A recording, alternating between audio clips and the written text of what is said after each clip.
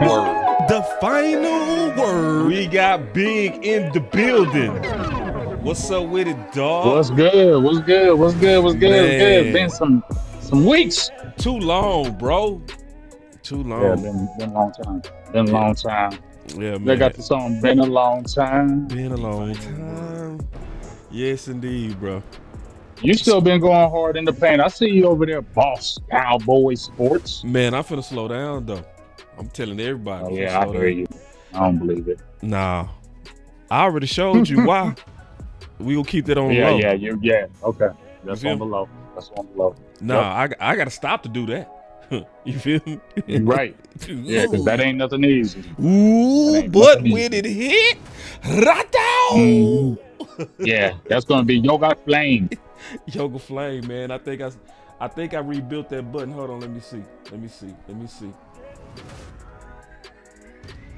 Man, my button ain't working. Oh man, you need to get that back. It be like that sometimes, bro. Hold on, let me try. Wait, hold on. Man, I could have swore I rebuilt that. I didn't. It's all good. Man, I need my Yoga Flame. It's up in here though. You got to work that back in there. That's plastic. Man, it's been a lot Even going on. My kids know it. Oh yeah, I feel you. Nah, it's been a lot going on, man. I can't wait till we start talking about this ball. So you know, we heard about Jaire Alexander. Yeah. And then we obviously been hearing about Ramsey.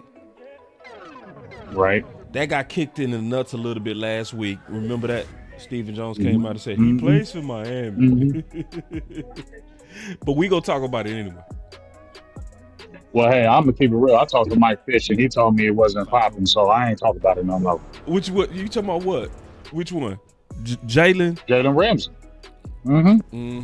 Yeah. I mean, especially how Steven said he plays for Miami. Right. I mean, it can pop off, but you know, you got to do some things to make it happen. It's all about, do they want to pay that money? You get what I'm saying? That's what it's always about. So, I mean, even with the Jaire Alexander thing, do they want to pay him the money? But for me, I kind of want to stay away. I know a lot of people are loving Jaire. Go get him. I'm not saying stay away if they got him. I ain't hating, but you miss a lot of games. You're not the guy that you used to be. We'll see. Yeah. Well, I'm going to be all the way honest and say I haven't checked his film out yet. And with me, it will come down to what he wants, right? How much does he want? Because rumors are saying out there that he feels that he still should be compensated to be a top-rated corner. If that's the case, he's not going to fit in Dallas, right? Because we ain't going to pay him. Nope. That's what I'm saying. But if he was willing to come in and say, hey, I'm a free agent, I'm fired, I'll play for a prove it, I'll be interested if his film look good. But I ain't looked at his film yet at all. So I can't really say. He had a deal that was going to go down with Buffalo, a possible trade, but I heard he really nixed it because he wasn't taking no pay cut. And even with Green Bay, he said he wasn't taking no pay cut. Right. So when you are not taking a pay cut, I mean, you're not coming to Dallas, right? You ain't coming to Dallas. Dallas, you gotta take some pay cuts to come to Dallas. That's right. That's not gonna happen with him. It's not. It's just not gonna happen. It's not even saying if you want them, it's about knowing your team and know how they move, you know. Right. And right. And see, I need to let y'all know, Stephen Jones. It sounded like Boo Thang. She got there. Boo Thang with you. Did Boo Thang get there? Yeah. You can hear Boo Thang, you know? I can hear it, bro. So check this out. Before you head out for a second, I want to play this. Okay. I want to play this. NFL certainly comes into an account, and you know, at the end of the day, you know, we're looking for some credit for that. And the main reason for it is we're gonna spend to the cap year in and year out, and he said we're gonna spend to the cap. This was April 15, 2025. Cap. year in and year out. And he said we go spin to the cap, year in and year out. So now, Big, he no longer doing that. We got to talk about this, and we're gonna talk about a lot today. My boy Big in the house. Yeah, I just wanna run it up. Kinda check or something. I've been really in the field, let up. Yeah, I've been really in the field, let her rush, I let her feel. Lately, I just wanna run it up. Don't need no deals, I make the deal. Have to take it to a meal. Lately, I just wanna run it up. Yeah, kinda check or something. Lately, I just wanna run it up. Count that too, count it up, count it up. Lately, I just wanna run it up. Need them ones, I need them fives. Need them tens, I need that change. To the safe, got blues inside. Greens and pinks, it's all the same. I still save and roll my change. Take some losses when I play, charge it to the game. I'm with L, yeah, I'm with T Black, I'm with Reverend now. I'm with Bay, yeah, I'm with Jay, yeah, I'm with Chuck and now. Still the same, not switching sides, now it's about loyalty. You switch sides off for the bag, and that's worth more to me. Let's go. I mix Nike with designer, I experiment. You just rock what's on the shelf, and I'm not feeling it. Search for the one, but baby girl, it's nothing real as this. Can't trust a soul, I keep a hammer, call it too legit, boy. I've been really in the field, let her rush, I let her feel. Lately, I just wanna run it up.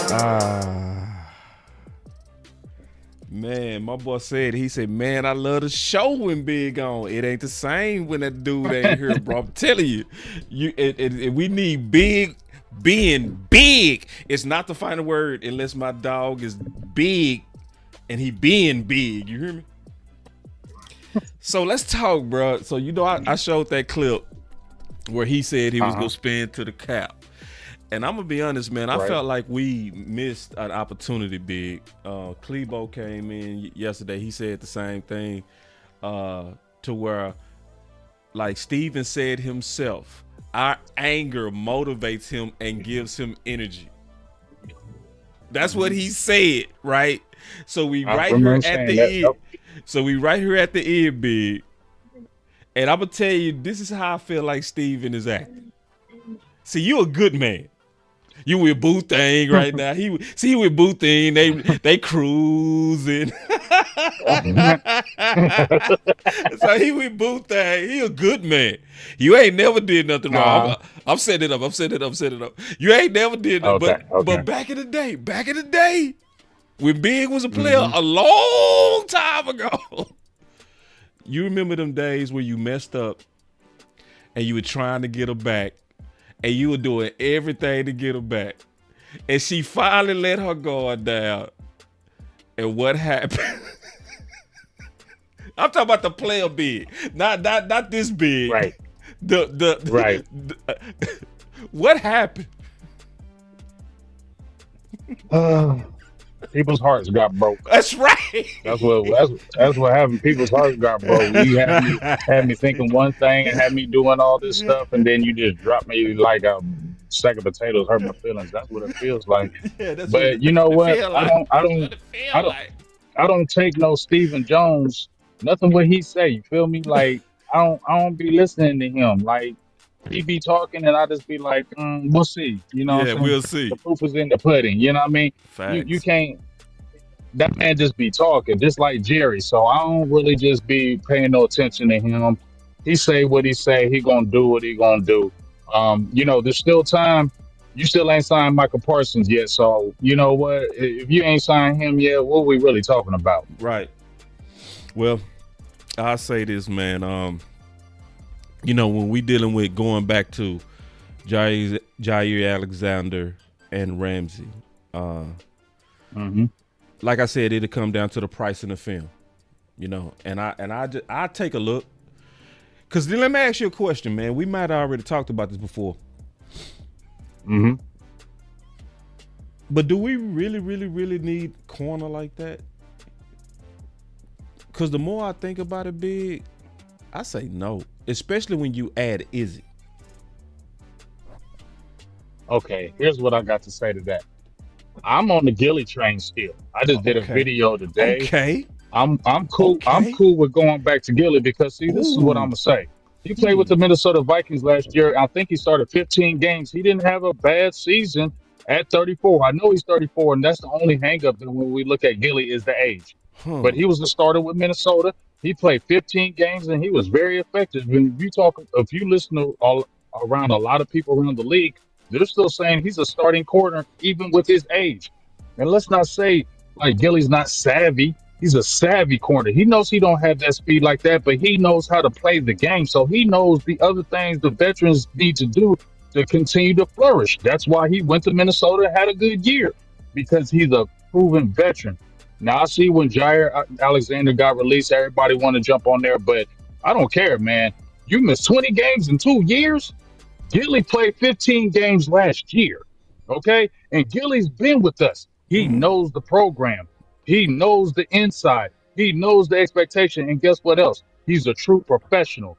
Isn't that what Schottenheimer wants? Isn't Schottenheimer want those guys, those veterans, to kind of lean and help those younger guys and be a true veteran, a true leader about relationships? And you ain't gonna tell me Shotty and Stephen Gilmore won't get along. They won't see eye to eye. And I think Gilmore will be the type of guy to be like, I got you, coach, and usher it down. I would love to get a Ramsey. But like I said, Mike Fisher said, that ain't happening. I ain't talking about that. And then Jaire Alexander, he don't want to take no pay cuts. Gilly, he gonna be cheap with the Jones's love. He already visited the building. And just like you just said, boss, Izzy's gonna finally get some playing time. I think they played him on purpose, if you ask me. I feel like they intentionally didn't play him so he wouldn't have a market, so they can go ahead and come back and re-sign him. Like, let's keep him on the bench, and that way don't nobody talk to him in free agency, and we can just bring him right back. That's what I think they did to him. So he's going to get a real opportunity now, and I believe with Schottenheimer and this staff, he's going to get a real opportunity, whereas he didn't get with those other guys. So you got an Izzy, who's probably going to play now. You know what? I've been watching a lot of this Kaiir Elam, man, and I've been looking at a lot of things, man, reading a lot about him. And quite a few people are saying he wasn't the scheme fit in Buffalo. It wasn't that he was a bust. He wasn't scheme fit. He's more of a press type corner. And they like, once he gets in the right type of system, he's going to flourish. And when you look at him, when he got drafted, he had his own questions to the Buffalo Bills. He came in prepped and ready. And one thing he said is, I study, I go hard. So it wasn't because of that. They said he just wasn't really getting along with that defensive back coach. And even they said, maybe a fresh start will do you good. So I'm going to go ahead and say, hey, let's see what Elam got. They've already been saying, good things about him. I can't give a guy a bust after a couple of years at the cornerback position. And you've seen some stuff in him. It's not like you ain't seen nothing in him. You've seen some stuff. So if we're going to say we need a cornerback, I understand because of the injuries. You got Ravel hurt, Diggs hurt, you got Butler hurt. But when I look at the guys that you have, add a Gilmore, you still got Bland. I don't feel terrible, and I don't think you got to go out there when we know we need to get a one tech more than anything else right now. You need to get that more than anything else. And I think you can slide with a Gilmore and still bring these young pups along. See, I ain't got my buttons perfect, but I figured out how to get. No, listen, man, listen. I figured out how to get a few of them to work. So, first of all, no, that what. No, that wasn't the one. He gave me the 4, hey, let's get it, he bro. gave me the 4. That wasn't the right one, bro. I was trying. It said perfect, but it say perfect fart. Oh, my bad. I ain't read it through Lord. right. Hold on. Hold on. You saw I was trying to hit you with that perfect though. Hold on, bro. Wait, because you came in hot. I'm over here really looking for the buttons, bro. Because I found them, but I ain't got them. Fuck. Hold on. Oh yeah, I found it. That's all right. No, I found it. I had to find it. Here it is. Did you find it? Perfect. Yes, sir. Boy, you came in there hot it on is. that. Goddamn. See, now I feel you on Izzy, and my boy DP came in hot on that yesterday too, and he made a real good point. My boy DP Johnson. I know you know DP. So DP came in and he was like, we remember the days where they was messing with Jordan Lewis over height and fit and bush and you know, all these crybaby ass, you know, we look and see. I heard a dude on Twitter. I blocked this dude the other day. He getting on my nerve, but he was like, but anyway, people were trying to say because of Jordan Lewis' height that he couldn't make plays, and he had some of the longest arms on the squad. And I was just trying to explain to people: do you make plays with your head like a soccer ball, or do you make plays with your hands? You like your hands? I'm like, yeah. So why was we worried about height? My point is this. When you finally gave Jordan Lewis a chance, this is what DP said, and just got off of the height and the bull crap, he balled out. Why can't there be Izzy? Exactly. So and Izzy is versatile. Yeah, no, and he can play versatile. Inside, he can play outside, and he can play safety. Right. And so, and we looking for a bridge until the cavalry come in. We not looking like we just need a bridge. We need somebody that can get us to the bridge of Trayvon Diggs and give us to the bridge of Revel. That's what we asking for. So I love your idea on Gilmore. I love it. I love it because I think he would be okay with being a bridge too. He definitely would be okay with, I think, being a bridge because he's not a dumb person. I didn't want to say it like that, but he's very cognizant. He's very understanding of what is around him. He understands he's 34. He understands he don't have that much time. And when I just look at Gilmore, he just looks like a mentor to me. He doesn't look like he's just a player that's out for himself. He looks like he's a mentor for the team. He looks like he's a leader for the team. And I think that's one of the reasons why they got him the first time. I wish they would have re-signed him. I wish they would have never let him walk. You feel me? I wish they would have brought him back. But now you have the opportunity to do that. And like you said, this is the bridge. And he's got to know he's the bridge. He's got to know I'm not going to be here another 2 or 3 years. He's got to know his career is winding down. And he's got to know I can be the bridge and you can still be a part of something great. You get what I'm saying? So I feel like you don't come to the Dallas Cowboys facility and be talking to the Joneses, but not having something there. You get what I mean? Yeah. Not having something where, okay, you know what? We'll let you chill. And when we get closer to camp, let's holler at you. And I feel like that's what's going on with those two. And if he doesn't get picked up by anybody else, I see the Cowboys signing him. I think he's going to be their guy. That's a fallback guy, the hip pocket. Let's see what we have in camp. Let's see how we look in camp. Let's go ahead and add him and then move from there. And I think, remember when we talked about with the running back and even with the defensive tackle, I think they're still going to look for cuts. And if anybody drops off there and they feel like they can afford that and pay for that, they'll do that. But I just really don't think when we talked about Jalen, Ramsey, Jaire, Alexander, they're asking for money. They're not little dollar guys. And they don't want to be paid little dollar guys. You get what I'm saying? And that's not the Cowboys' way. Cowboys don't spend that type of money on free agents. You said it time and time again. They don't mess with the bastards. They don't give them the first dibs of anything. Nope. You're getting the last dibs. It's always in-house first before y'all. So if that's the case, why in the hell are they going to be paying Jalen Ramsey, 20 million, 22 million, or 18 million to Jaire? I don't see it. You want answers? Boy, coming in hot, boy. Shit, you need to take more breaks. I like being coming off breaks. Up in this mess, man, that boy fresh. Damn, boy, that boy coming in. Hey, you cooking ready though? You cooking. In terms of Elam though, so I looked at 12 games on Elam. So and I did it immediately as soon as I heard the name. And I trust your eyes on this. He lost a step. He did, and I immediately did a show on it, and I said he lost a step, but he can get it back. He would need to go work with a track coach. This is the thing that I'm impressed with Elam. He did. He did. He literally worked out with a track. And see, me and you know, that ain't normal, bro. Nope. He was working on a specific area he needed to get back. And he sounded like he did it. Because, see, this is what Brian Schottenheimer said last week and this week. He said he been counting them numbers And he said Elam been coming out with the highest. Hold on, bro. He said Elam been coming out with them highest GPS numbers. So to your point you was making on corner, it goes back to my original question. Are we panicking? If you count Elam as a restored talent, Izzy as a hidden talent, I think we could be. But I still would like Gilly though, to your point. I want to still add Gilly. Regardless of them two, I still want to add that other vet. I think we need to sign him. He's going to be reasonable. He's not going to cost a lot of money. Dallas got the money to afford him.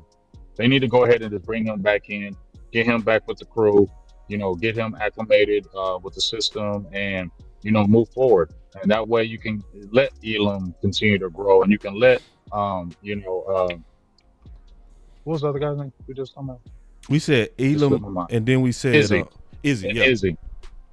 Yeah. So let them kind of slow cook. You feel me? Get that veteran out there and let them kind of slow cook. But like I said about Elam, man, a lot of people was dogging him.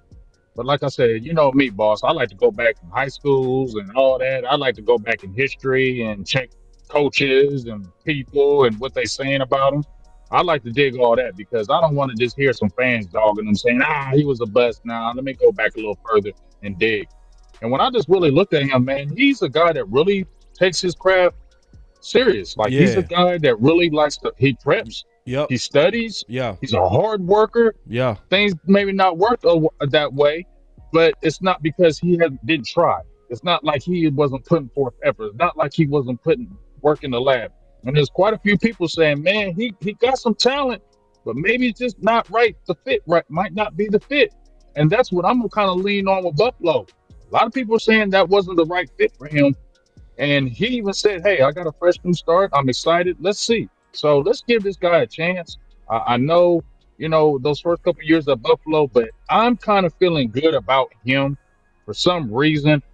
Probably because the energy from this staff, the staff that they're really, I think they're really grasping onto relationship, talking, becoming better. And I think that's going to help guys like Elam and Izzy. I really do. Let me see if I can find this clip, bro. I should have been looking for it as you was talking. I think I got it right here. Give me 1 second, bro. Man, I got it, man. I'm good like that, bro. All right, here we go. That's why you met me. Nick Harris, former Star Telegram. I want to ask about a couple of guys we've seen had good days. Miles Sanders on Thursday and Kaiir Elam over the last couple of weeks. Both of those new additions. What have you seen from those guys in their respective? So I'll start with Kaiir. Obviously Florida Gator. First. Say, man, when somebody make listen, hey, this is how you want somebody to look when they think about you, big. This is what you want. That's what you want right there, bro. You hear me? He said, When somebody think about you, that's the look you want, bro. Florida Gator. Look at this.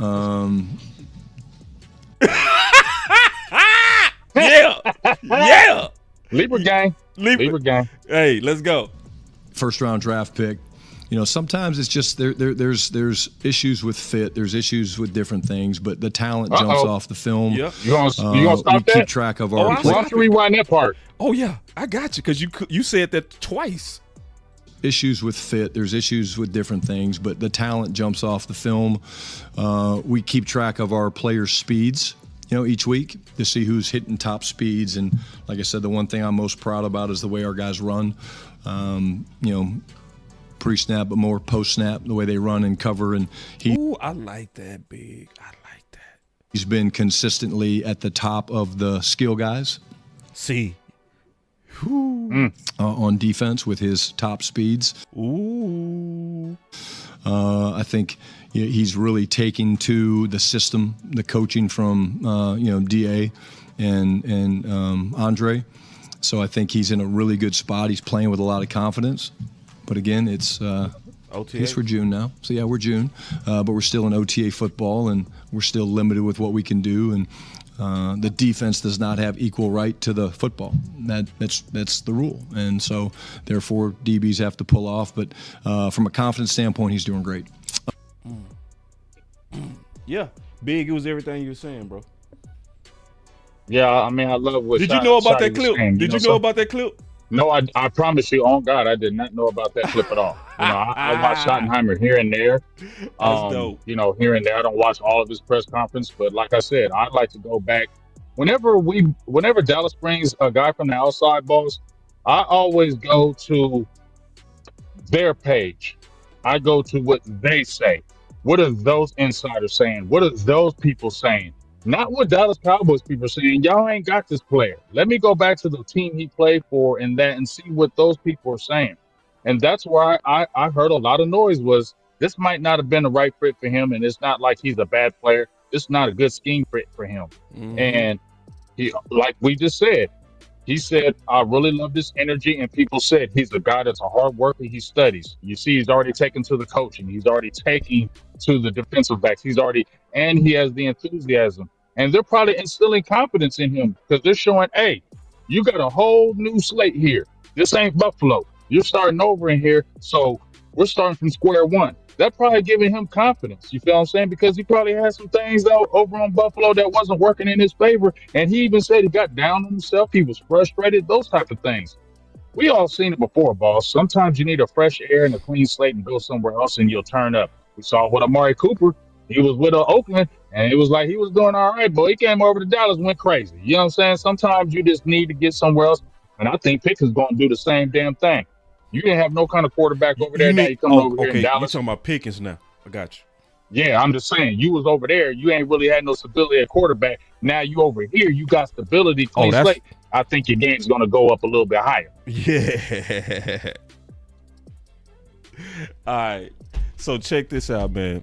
My boy Terry Turner say DT isn't the only problem on our run defense. See, I'm doing a show tomorrow on that because I know it's a lot of information out there on DT. Mm-hmm.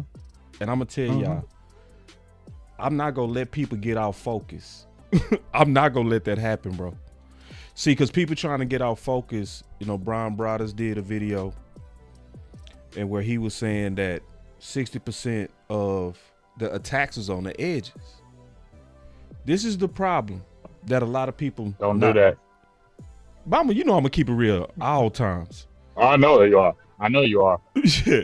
So this is the problem that people don't understand. The edges is not just defensive end. The edges is let me corner. do this, dog. Yeah, come back. You hold it down because I'm gonna come back in. Yeah, you hold it down. I'll be back in like about 10 minutes. Perfect. I got it. I'm gonna hold it down. All right.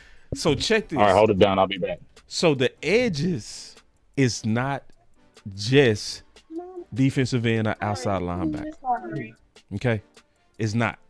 So the edges is also cornerback. So I was breaking this down live during the season on what was breaking down the run game. Originally, and I can show y'all me saying this during the season when I was breaking down after the games what hurt us, right? And the first thing I said in the first 3 games, what broke us down was teams was attacking the corners on the edges. And they was attacking the one ticks. They was attacking both. And I got the film. Hold on, let me pull up the film. Y'all gonna have to see, cause listen, bro, I ain't that dude that's gonna sit up here and make opinions and shit like that and not show it. So hold on real quick, let me show you. Now I'm gonna have to pull this out. I didn't expect to do this, but I'm gonna have to find this on the fly. Y'all give me 1 second to find this, cause I got the breakdowns of what was happening on the run fits. I have the film breakdown. Hold on real quick. So, see, people trying to get that one tech off the hook and focus on other areas. Why y'all focusing on one tech? Because, they was also attacking the edges. It's like, nah, that logic ain't gonna fly with me. It's like, nah, because guess what? When you losing on the edges, that's discipline. If you losing at the one tech, that's talent. That's the difference. So on the edges, if you're not holding containment on the cornerback, that's because you letting them outside. You got to hold your containment. You got to turn everything inside to help stop the run as a corner. Same principle applies for outside linebackers or defensive ends. Yeah, hold on. Y'all give me a second. Y'all give me a second.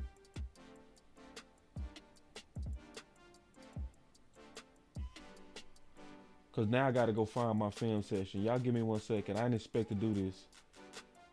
But I got to do this, man. And I'm going to go heavy into this tomorrow, too. But I might just wait till tomorrow. Because now I got to find it. But y'all give me a second. I'm going to see if I can find it fast. Because I'm going to show y'all the film on this. Because matter of fact, me and Coach Maul made a bet on this. And I pulled out the tape. Hold on real quick. And yeah, he owed me $50 now that I just thought about it. Yeah, he owed me $50. I just thought about that. Yeah, he got to pay me that. Hold on real quick. Let me see. So, slept on the New Orleans. Hold on real quick. Y'all give me 1 second. So, I got the New Orleans touchdowns. Nah, that ain't it. Y'all give me 1 second. Because, see, I broke down this per game. Rebound versus the Ravens. Hold on.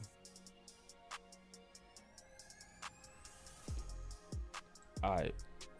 So since we talking about DPs, and I didn't expect to do this.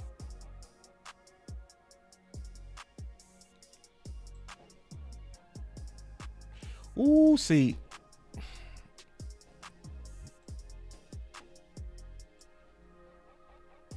See, this your boy Boss. I don't play about this, bro. Man, this Boss. This Boss Cowboy, man. I don't just be talking, bro. All right, so let's go. So we saying DT wasn't the problem, right? What was Zimmer saying during that time? Let's listen. Jump showed up with the athletic, look at defensive tackle position. Really hasn't been a big strength around here for a while. What gives you the confidence that you do have the right guys? So, wait. This is during the season. What do they focus on when the bullets flying? Let me ask y'all a question. What did they focus on when the bullets was flying? Huh? What was coming out live under attack? Was we hearing edges? No. Let's get the job done. Yeah, it will be. I mean, I've done this for 28 years in this. So he was talking about what was going to get corrected. League. I've seen a lot of defensive tackles. Oh, he's seen a lot of what? Cornerbacks. He's seen a lot of what? He's seen a lot of Michael Parsons. No. As long as they continue to do what we're asking them to do, they'll have success. They may not be the greatest pass rushers, but we've got other people to do that. But it's like the game last night. We didn't allow us to rush the passer because they didn't give us opportunities because we didn't get the run stop. So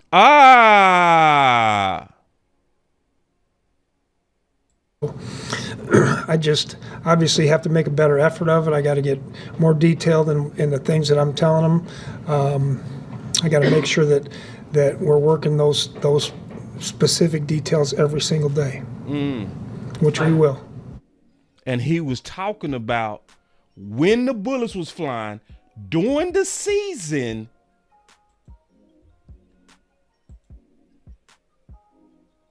Defensive tackle. Not the edges. This is when the bullets was flying, y'all.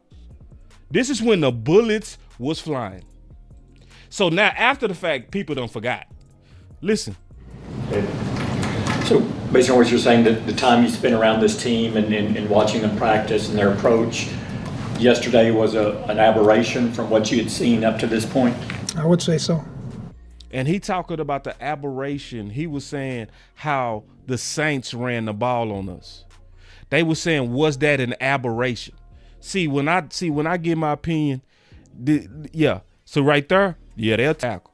So I got every run play on her and I showed it. Not just theory, not stats. I'm showing. So right here, I showed who they're attacking on the edge right there. Are they attacking the defensive end or are they attacking? Because I already showed this. See, this right here, this is where Carson lost containment. See, people, when they hear edge, they think, oh, tell you something, Carson shouldn't be nowhere close inside even on this play. He shouldn't even be close to inside. Ooh, y'all.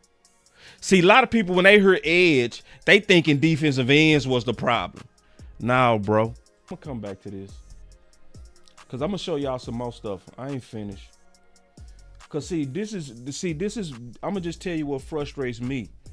I'm the one that actually showed my work. But then people will run around and say, such and such had an opinion. Boss, what's your thoughts? Just go back to the film that I showed on this. The film. I don't care about opinions. Let's go look at the film. Yeah. Hold on real quick. Hold on. Let me see.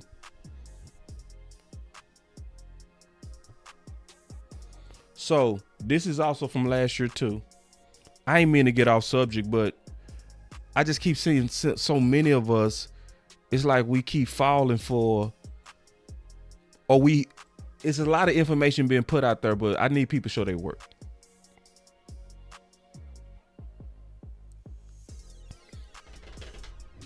So while the live bullets was flying, what was being discussed?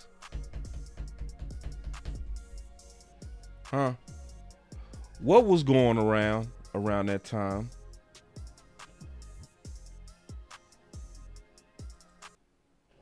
So, and then a lot of people, they made the mistake of jumping on Phillips. And I was showing everybody with Phillips was go take plays off every now and then. I was going to say that.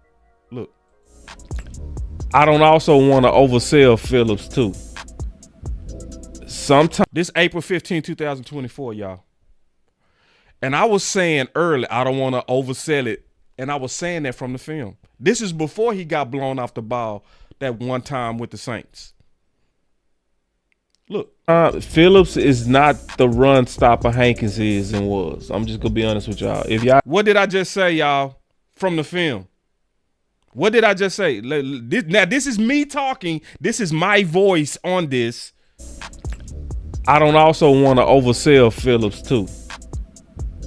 Sometimes Phillips is not the run stopper Hankins is and was. I'm just going to be honest with y'all. If y'all expecting that, he is not that from the film. I'm just being all the way honest with you. I'm not going to lie to y'all. I'm going to tell you the truth. It's also some plays where I saw him destroyed and in ways I've never, ever seen Hankins destroyed. Now, was I telling the truth or was I lying? Let me show you one. So I'm gonna go to play. Give me a second. So I've been I just been looking at the film and just watch Phillips right here in the middle. Like he get KO'd. KO. I've never in my life, seen Hankins done like this. So it didn't happen often, but I'm just letting you know that every now and then Phillips does lose. I didn't see him lose a lot, but I'm just letting you know. Just because he 341 don't mean that he was what Jonathan Hankins was. So but he is definitely a way better pass that he'd get after the quarterback way better. So anyway, man, so I wanted to get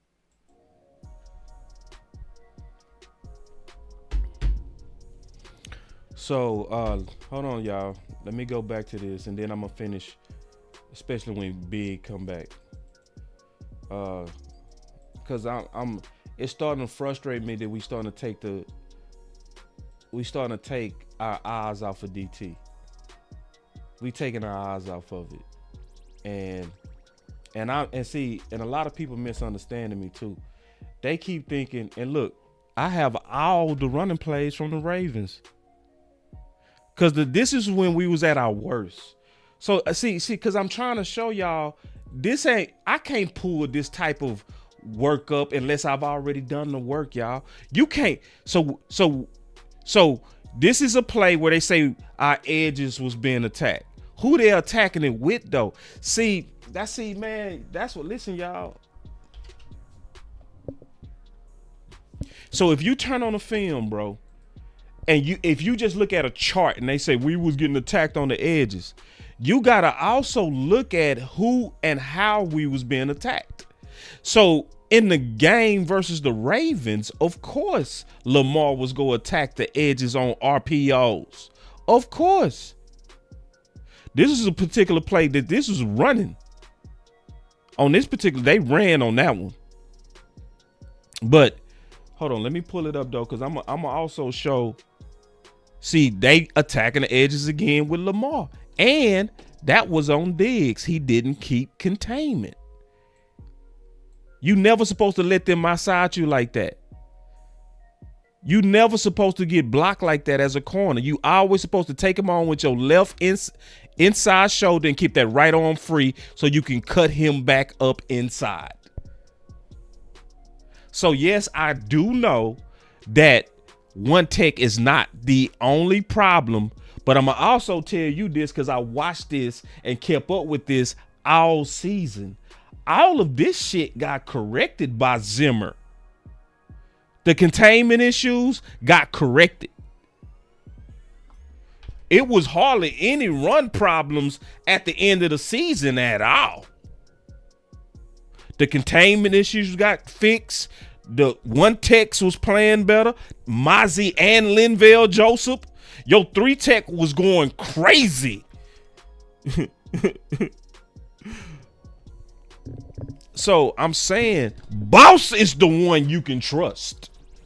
Boss is the one that did the work. Boss is the one that shows the work.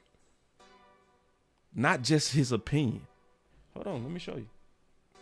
And I'm gonna go over this heavy tomorrow. I'm kind of waiting on Big. All right. And I even labeled this one, corners must keep containment.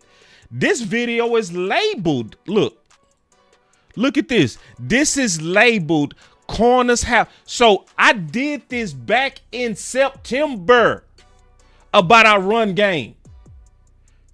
And I'm showing what broke down with the Ravens. Corners was the edge problems, not the defensive ends. I'm showing work. Yeah, I showed it. Over and over. That was on Diggs. Some of this is going to be on Carson. This is on Diggs again. He let him outside. That's a never supposed to happen. The corners and the biggest runs came up the middle. The biggest runs came up the middle. Now, y'all go tell me, boss, we don't need to have rotation. See, Mozzie not in on this one. Linval is in there, right? So what people got to understand is it's going to be a rotation with Mozzie. And when that rotation happened, is that guy behind Mozzie ready for this? Or is he getting pushed off like what just happened right there? And it's an 8-yard gain. So we gonna look right here at Mozzie and tell me where Henry is running off. Huh? Y'all tell me what you see. What did this big ass run come from?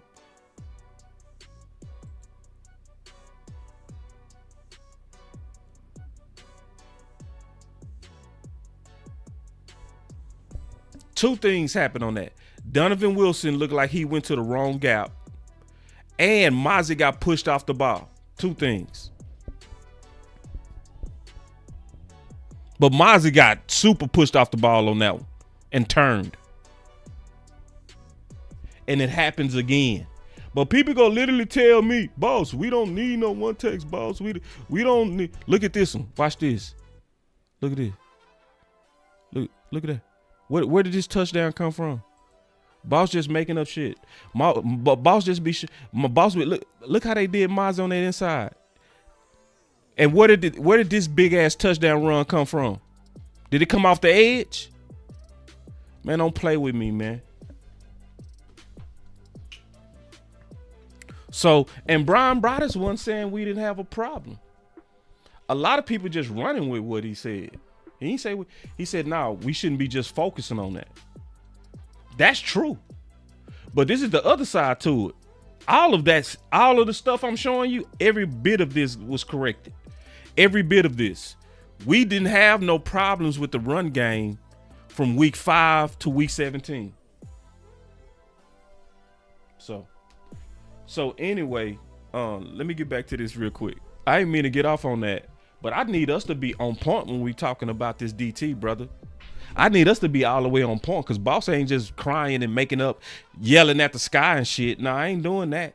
This is based on research. This is based on watching this stuff close. This is about breaking down every run play after every game. See, this is the type of work I was doing during the season.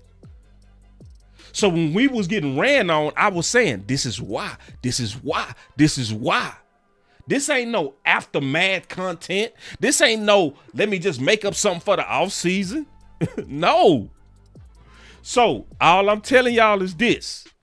We struggled early in the season at the one tech position. They corrected it around week 5. I'm telling you. Okay. But I'm telling you this too, and I'm certain, and I'm right on this. We are not in a better position this year in the trenches. We're not.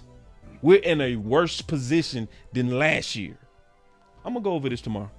But so let me get to this though. Going back, cause I'm big. You came right on time, boy. Cause I was going crazy. Right on time, man. I was going crazy, man. These boys playing with me on that DT. No, don't play with me, bro. I was watching that film. You know how you break down that film so damn good, man. And this is work I already did. And then people got the nerve to be like, "Woo, boss, man. Does boss know what he's talking about, bro? Don't play with me, bro." No, Don't do that. Don't do that. Yes.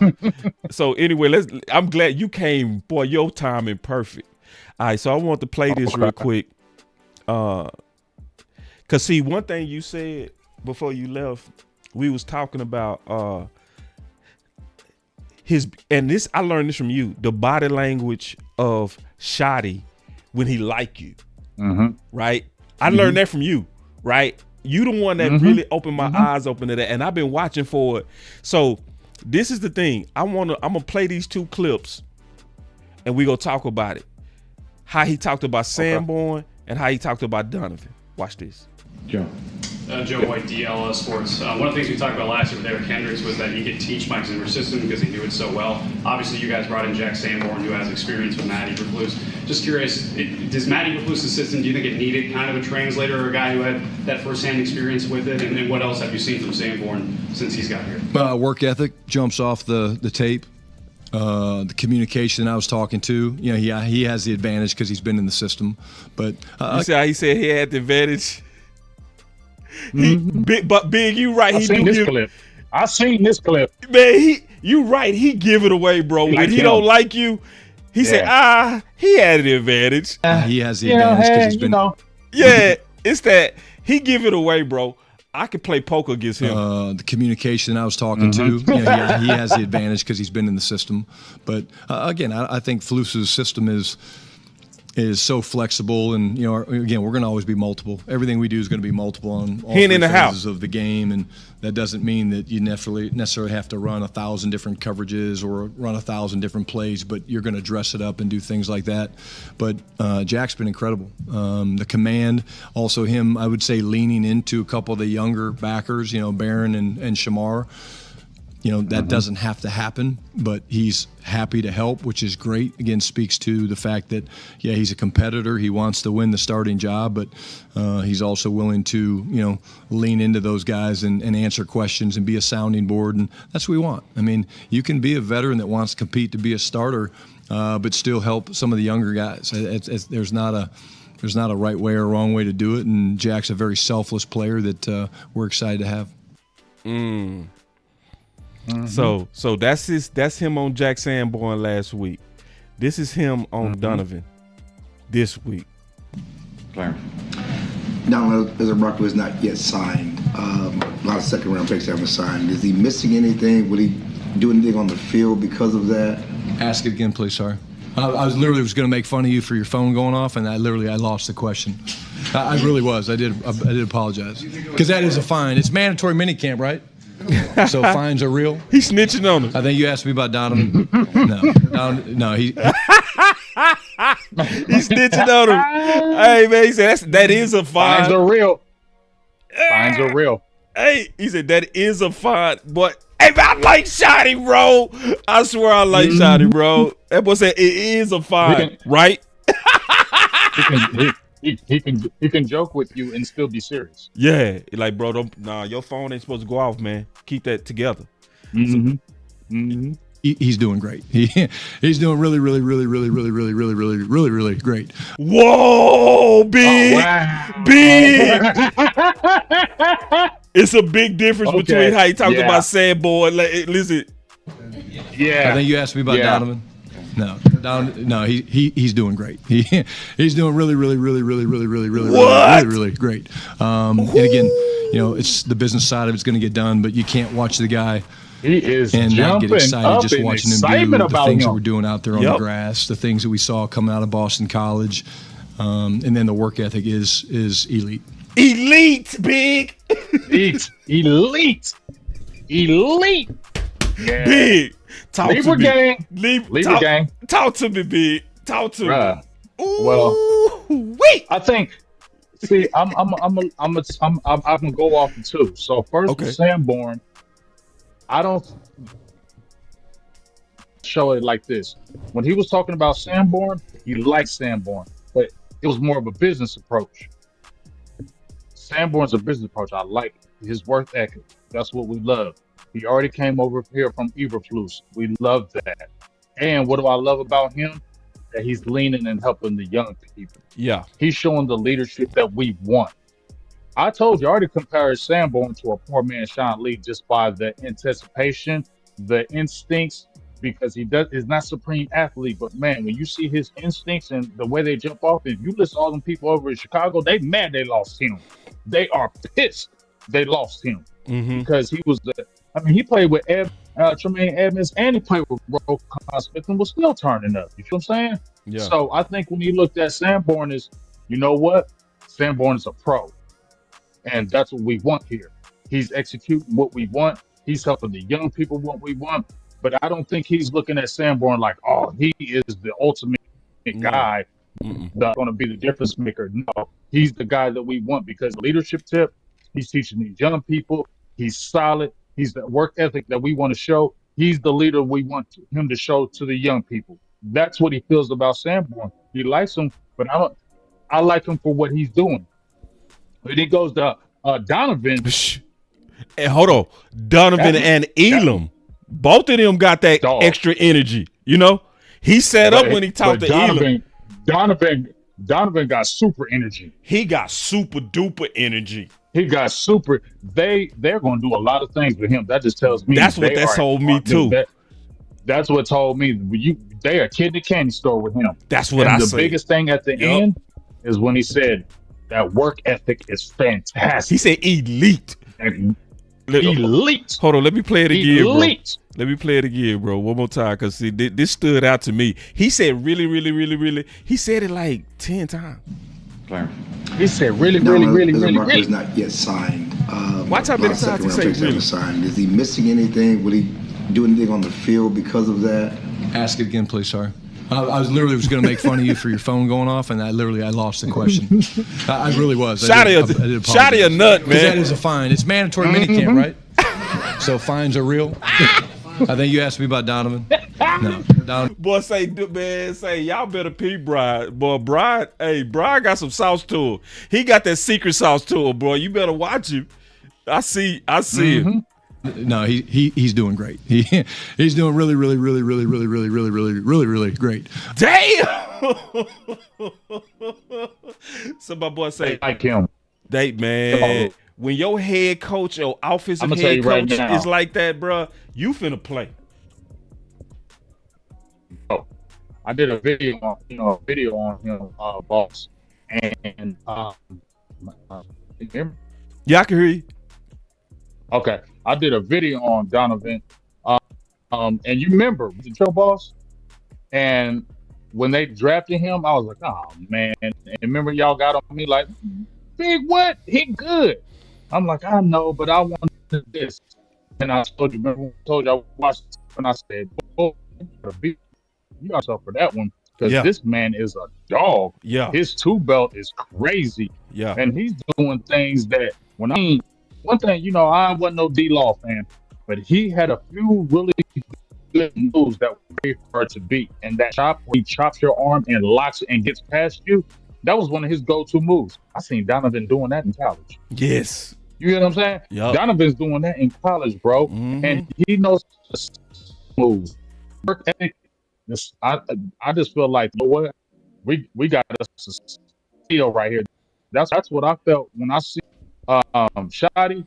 We have a steal right here. This man is going to be a dog. And we got Micah Parsons. Oh, he gushing. Gushing. Yeah, he gushing, bro. We about to pressure on y'all. Yeah, bro. He is geek because he got toys. He got real toys. And you got Sam Williams, bro. You still got Sam Williams in the cut that you can, man. And that edge, when Brian brought us talking about our edges, no, we need to get that middle together because our edge is going to be okay. That's what I said, man. I ain't mean to fuss. You just got me in my passions, bro. Man. Dog, come on, our edge is going to be okay. We got Dante. We got Micah. You got Sam. You got Marsh. I don't know what's going to happen with the Peyton. I don't know. Our edges are plenty. You show up that middle, and then I feel real good about this damn defense. See, Big. See, that's why I love doing content with you, bro. Because, see, Big is a defensive YouTuber. Oh, I love defensive YouTubers. You guys are my favorites. Now, listen, man. This is what I'm fighting for. I'm fighting for us to be the top 3 deep. That's what I'm fighting for. And Big, I think we can do it. We can definitely do it. What's that noise in the background? That's the OC, man. He's sitting in the. I was about to say, he's sitting in the dark like he'll creep. Like man, he'll creep. I'm gonna cut my camera. What's up, big dog? I'm gonna cut my camera off just because it's like dark in my car and stuff. So you can't turn on your light, man. You have to look like a creepo, a weirdo. That's all right. Let him be a creep. Man, go ahead, man. We'll rock the creep look. Rock the creep look, bro. Rock the creep look tonight. Yeah, rock the creep look, bro. Creep in the dark. Man. You gonna put the camera on me and everything. Yeah, we gonna creep you in the dark, bro. Yeah, man. We know you working, bro. You got to make it work today. Yeah, man. So no, but hey, Big, I'm not Big. Oh, see, we were just talking about Donovan, right? Uh-huh. And I'm gonna play this clip. Tell me what this means. And again, it's the right. So fines are real. I think you asked me about Donovan. No, he's doing great. He's doing really. He talking about Donovan the second round. Really great. And again, you see that, OC? Yeah, man. What does that mean, bro? When that happened? I mean, he fits to get run, and if any of y'all trip besides Micah, he gonna be the starter. That's what that means. That's what I say too. Exactly. That's what I say too. When they look at you for a couple weeks and he said he's doing really good, that means that this dude is impressive and we got a deal. And this dude probably could end up being the first rounder. Because here's the thing, man. When you have the opportunity to look at him and study his tape, and I have, man, you see a guy with a tremendous bag. And when I say bag, he has a tremendous bag of moves. He's not beating people just on the speed rush. He's not beating people just on the bull rush. He's beating people off of complex moves. He's beating people off of pro-level moves, right? I'm not going to anoint him until he does something in the regular season. But, I mean, he's beating you with a stab and a rip, right? He's doing a speed and then a hard spin inside.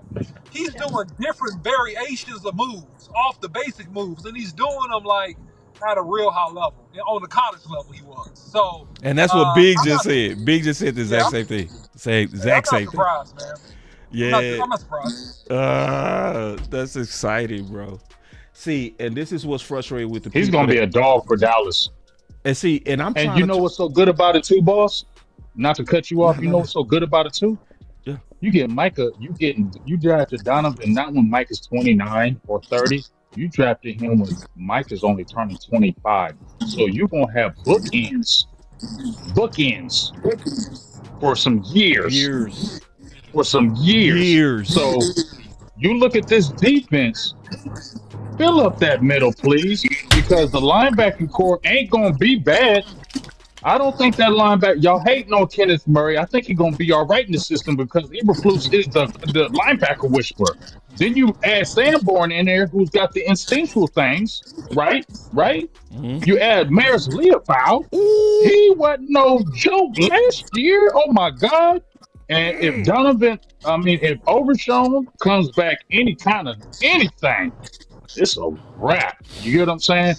Get that middle, please. That's what we need. Please. Get the middle. Yes. Get the middle. That's all you gotta do. Get the middle. And I get what they doing. They saying we got Denzel Jackson. We have Rodgers going into year 2, and we got Jay.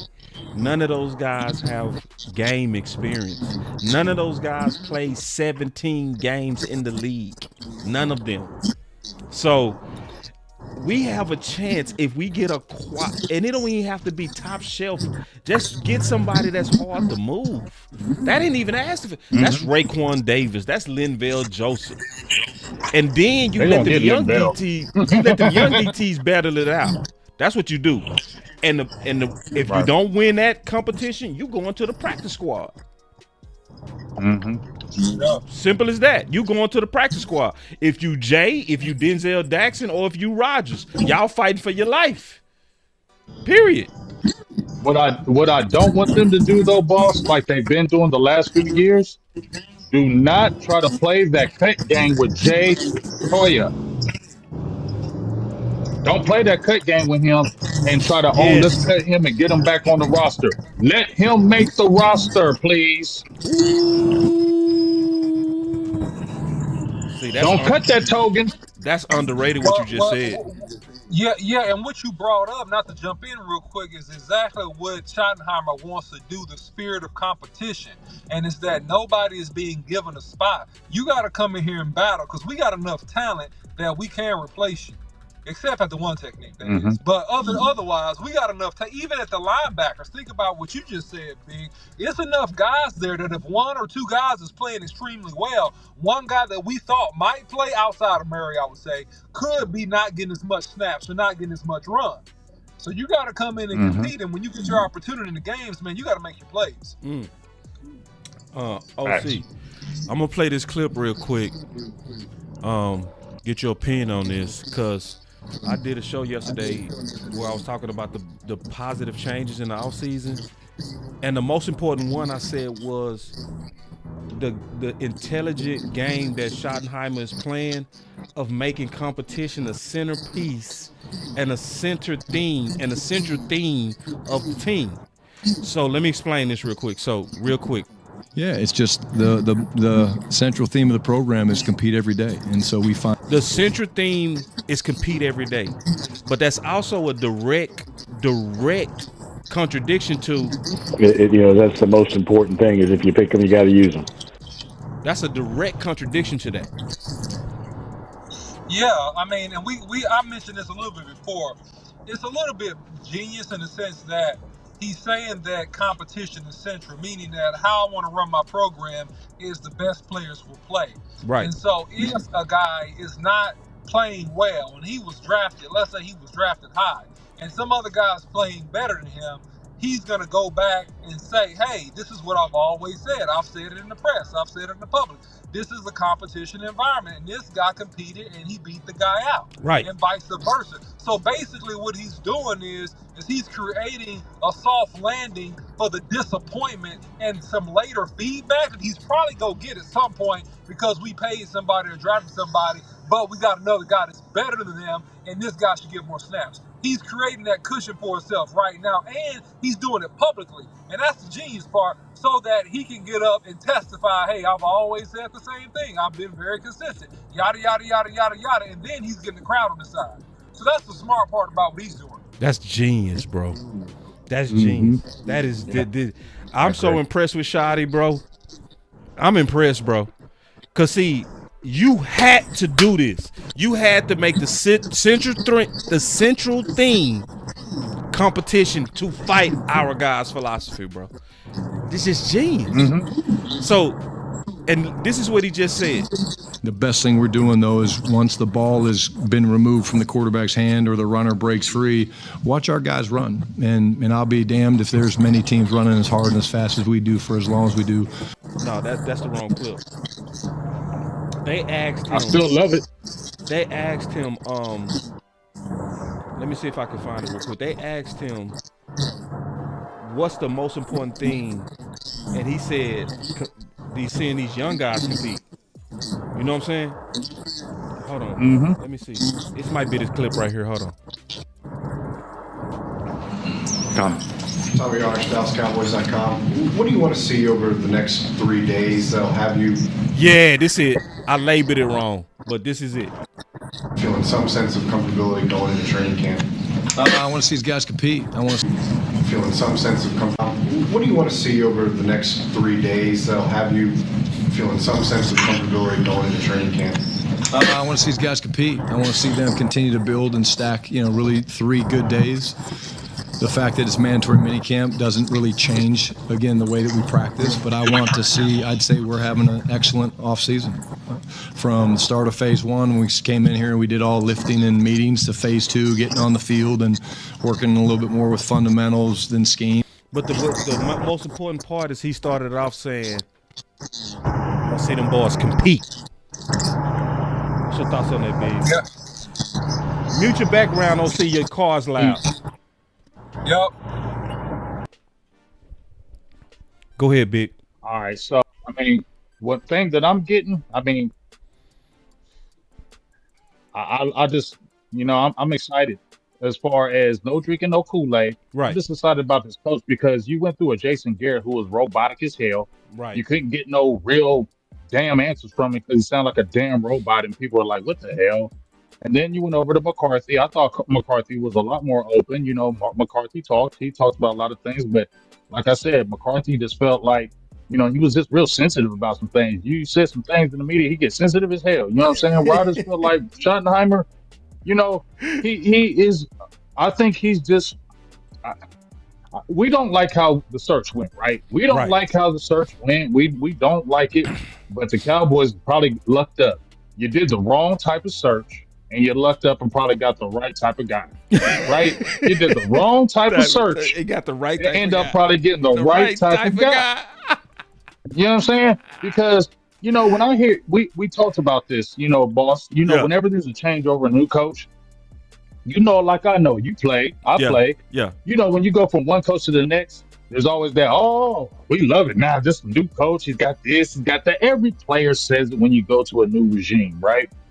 But when I really look at this thing with Brian Schottenheimer, when I listen to him talk, he's just very free-flowing with his information. He's very enthusiastic in every interview that he has. He's enthusiastic. He's open. He's talking. He's breaking things down to the very last compound. That's what we want as fans. And people like, we want to hear what's going on. We want to see, show us from the coach's mind what's going on. And I feel like Schottenheimer, with his personality, he's bringing us closer to the team. Yeah. It feels like it. He's bringing us closer to the team where it's marrying us, right? He's marrying a lot of things, in my opinion. He's mending possibly some things that Cowboys fans been so frustrated with. Now, only thing you got to do now, Brian, is you got to win. Because you can say all that stuff up and down till your face is blue, but if you ain't winning, nobody gives a hell. But Yeah, they go what turn I on. also say is, boss and OC, I feel like you don't put this kind of work in and it doesn't bring positive results.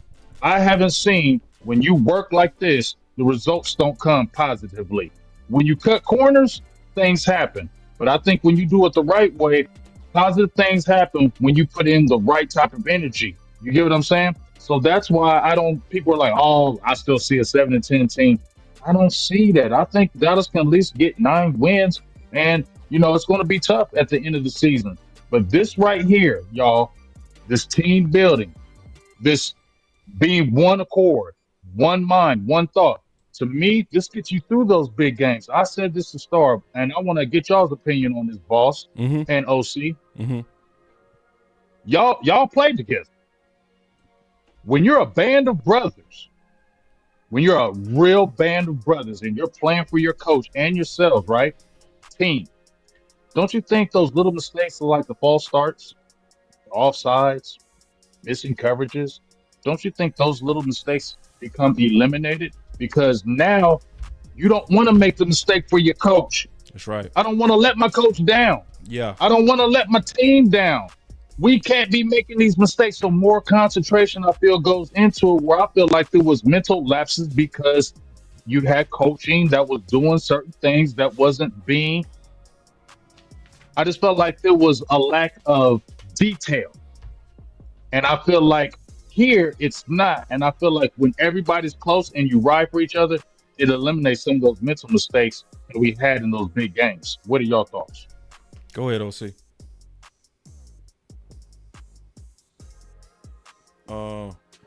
Nah. OC froze. Yeah, he might have came out for a second. Nah, I love the look. I all the way agree with you, bro. I all the way agree with you because I talked about this when I did a show Sunday. I was talking about Maxwell and leadership, right? So I studied under this dude named John Maxwell, right? I got multiple books under him, right? Developing a leader within you and all that kind of stuff, right? And I talked about the permission level. Okay, I'm glad the OC back. OC, you back? Yes, sir, I'm back. Go ahead. I'm muting myself until I talk. Okay. I was Big was talking about basically when you had them coaches that first established that they cared for you, it made you not want to mess up for them, right? So I brought out in John Maxwell that what Brian is doing is level 2. It's called permission, okay? So me and OC study John Maxwell heavily, right? I would recommend that if you're in any kind of leadership, study this man. He gonna have you better, right? Yeah, you done already got me wanting to look for the damn book. Trust me, Big, and then we'll talk about. I'll call you, bro. Yeah, and we'll talk. Sure. So he's at permission level. So permission level is where you're showing the players and the people under you that you care, but it also then gives you permission to get in a grill. So I said that Sunday. This is what he said today. Mike Ducey, Fox 4. It's obvious how much you value relationships, as you mentioned. Does that have to change at all as a head coach versus being an assistant coach? Do you have to tweak the way that you deal with players, or do you just tweak that as you go along here? No, because again, I think if you ask our players, they've had to deal with the wrath of Shoddy from time to time. In other words, I ain't soft. Y'all thinking I'm soft. I ain't soft. Say, I get on you when I have to. That's what he's saying. They don't probably like it, but I have a job to do, and my job is to prepare these guys to compete every day to try to put ourselves in a chance to win a Super Bowl. And I think part of the ability to give criticism and have hard conversations is by having a relationship. And if I just by getting permission. That's what he's saying. You know what I'm saying? by having a relationship. Now I have permission to get in your grill. Just go in and I go in on a tangent with a guy, and he knows, hey, he doesn't know the first damn thing about me, then he's going to tune me out, and I'm never going to do that. And so I think, you earn your ability to have these hard conversations. Permission. See what he said? You earn it. I loved what he just said. Me too. See, people think he's soft. Nah, this ain't soft. No. This ain't soft. This is just good leadership. This is mental. This is mental. Yes. And to make the difficult decisions that I have to make and I'm ready to make is by getting to know these guys and knowing that I do have not only their best interests, but the best interest of this football team at heart. And that's never going to change. I love it, man. People need to understand, boss. I didn't mean, go ahead, OC. No, go ahead, Big. I want to hear you. Go ahead. I can wait. All I'll just say is this, man. I want to just relate just a quick story. I run my own store. I got my own dry cleaning store, run my own store, and I can relate it to myself because I told you we Libra gang. Shotty and me, we Libra gang. And it's the same thing I really had to do with at my store. We had a couple employees. One person is a female. I didn't really talk to, but we didn't have a bad relationship, right? The second person that works under me, we hadn't really talked to them much when they came over, and I didn't know if the relationship was solid, right? So what did I have to do, boss? I had to really be active as far as talking, asking good morning, how's your day? Right. How's everything right. going? I cared about them first, boss. Man, talk the talk, I worried big. about their life. Woo! I worried about what they were doing outside of work every day. We started doing the little things. Hey, let's get it, Just bro. what Shotty's doing. And then once I got that established, now when I need you to do something, there ain't gonna be no pushback. There ain't gonna be no, man, who he think he is or who is that? You know why? Because we've established a relationship. We've established honesty, trust. We've established I have your best interest. I'm not gonna play you. I got you. We established it. I'm gonna also show you I work harder than anybody else in here. Ooh. So I'm not gonna tell you anything to do that I'm not gonna do myself. So therefore you're gonna respect me and you're gonna always want to do the work because you see I put in the work. And I feel let's like get that's it, bro. what Shotty is doing, and he's ushering that out. So when I hear him talk, I'm like, man, that's gonna really work because, like you said, if he goes off on somebody that he don't know, they already tuned him out. They ain't dealing with you, and they already think you a terrible person. But if you break down, you care about them outside of football. Don't talk about football. You talk about other things outside of football. This person knows he got my best interest. He actually cares about me. So you know what? I'm going to do everything in my power not to let this man down because I know he has my best interest. And you just heard him say best interest. That goes a lot. And boss and OC, y'all played the game. Y'all don't want to talk football all the time. Y'all want to talk life with your coaches. And when your coaches actually talk life and actually cared about you, didn't that make you want to go through the wall and go even harder? Yep. Because he actually cares about me. Exactly. So you guess what? I'm going to go. You got somebody. You ain't got to worry about me, coach. I'm always on your team. I'm going to break my arm for you, coach. Mm-hmm. Hold on. I got to push a button for you, though, first. Perfect. Appreciate you. Yeah, man, that was great. That was great insight, man. I think that Schottenheimer, and we could talk about Maxwell like all day long, but there's like levels of leadership, right? There are 5 levels of leadership, right? And so he's trying to transcend from the positional leader to the leader that's respected, right? I won't give all the Maxwell stuff away. I got it right here. Get into that. Because I already talked about that. I actually failed you, OC. I thought about it later. I said, man, what? I said, I should have double teamed this show with the OC, man. I messed up bad. Yeah. Position was 1, permission is 2, production is 3, development is 4, and 5 is personhood. Yep. So he's transcending. He's trying to transcend up the phases. It's gonna take him a little time to get all the way up to a level 5 leader with the team. That take a lifetime. Yeah. Like I said, it's gonna take some time, right? He's got to be here a long time. But I'm saying he's transitioning through the phases in his early stages of his leadership really, really well. Very well. So what's gonna happen? Yeah. What's gonna happen with him is that as soon as he wins some games, and he can justify that, hey, my method, my way, my strategy is correct, then that's going to give him the solid footing, right, to be everything that he needs to be to keep transitioning up in terms of his leadership. Also, something else that's really important, because we talk about people predicting this team and saying they're a 9-win team, they're a 10-win team. You know, I think that this is a 10 to 12 win team. I think this is a 10 to 12 win team. And I'll tell you why. Because the foundation is a competition, but the foundation below that foundation, which is like the slab you will lay in your house, is physicality.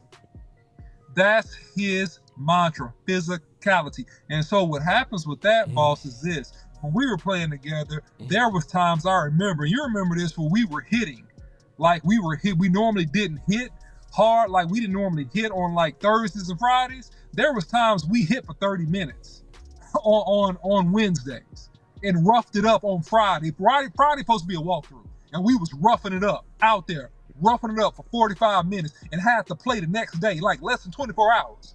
And the coach didn't give a crap, because what he was doing was establishing attitude. He was establishing physicality. And I'm telling you, when you establish physicality in a 17-game season, what's going to end up happening is this. You can clock what I'm about to say. Clock this, boss.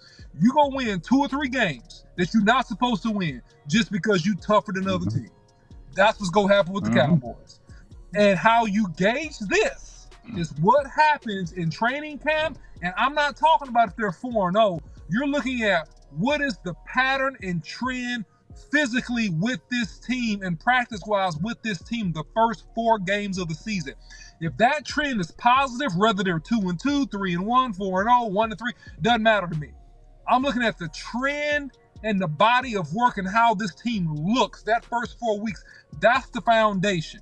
So when you start getting to weeks 12 through 17, I'm telling you, you're going to end up winning 2 or 3 games that you probably really shouldn't have won, because you're just a tougher team. And that's what's going to happen this year with the Cowboys.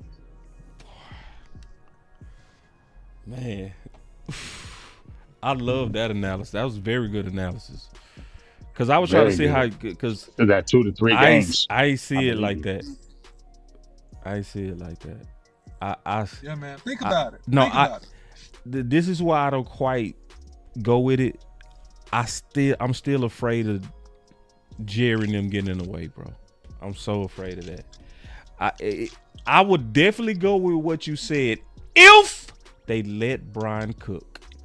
I would go with it. I would stand on it with you, bro. It's just that the most rope is year 1, and this is why I said what I said. The most rope is year 1. Yeah, that's true. And he don't gotta be perfect. He gotta put it like this. He don't have to be what Tesla did in the stock market last year when they just exploded, and then now they kind of tanked down, after the election and all that stuff. They exploded up for a couple years. He don't have to be Tesla. What he needs to do is just be a solid Walmart stock. He just needs to be steady, and he needs to be trending up. Just a steady trend. He don't gotta be perfect. They're not expecting perfection. They're expecting the organization and the flow of football operations and the team to be going the right way. And as long as he's able to pull that off, he's going to have the most rope he's going to have. Now, what I want him to have, this is my wish for him. All right, bro. Is that he has perfect rope. What? Yeah. I got to hit you with the Nelson on that one. I'm going to let you finish, though. We going to fight. No, we'll fight. But listen, if he establishes his way is the best way through a successful first season, I'm telling you, he's going to get more and more rope. That's what I'm saying. That's my prediction. This is why I hit you with that Nelson on that. All right. Tell me. This is the Cowboys, bro. You right. We did like Mike McCarthy with 3-12 and 5s. You right. He can't be steady. He got to take a immediate step up now. And that ain't fair, but that's the truth. If we fall short of the NFC Championship minimum, we go turn on. I'm talking about regular I don't season, believe bro. that. That's what I meant. I don't I'm talking about believe regular that. season. First of all, yeah, Talk to me, big. I don't believe that. I don't Talk believe life they're into gonna me, turn. big. Talk life into me, because I need life right now. I'm talking life in here. Yeah, no, you're a first year coach. And you're expecting NFC Championship style. No, I can't do that. And The say fans that's ain't a gonna turn on failed. him if he don't get to the NFC Championship. Because I don't believe so. This is your His first first year, year. and it doesn't matter. I know he's been a coach. Thank you, I man. mean, assistant coach and things. I Whoa. just don't So believe you they're telling gonna me if turn. we one Especially, and done, we out the playoffs. The fans gonna just be cool. That's what y'all saying. It depends on how. Jaire and them gonna be cool. Depends on it how. depends. One step up. That's what I was gonna say with OC. It depends how you lost in that Okay. first one. Now, if you That's get fair. obliterated That's like fair. Mike McCarthy did, now people are turning. If you get obliterated like that your first year, but if you go in there in your first year, and let's say you play a really good team and you're right there all the way to the end and like last minute, you will get more grace. I believe that. Okay. The I feel that. The key word. I feel a little bit better. The key word, boss, that you got to remember is the C word, competitive. Yeah. How competitive are you?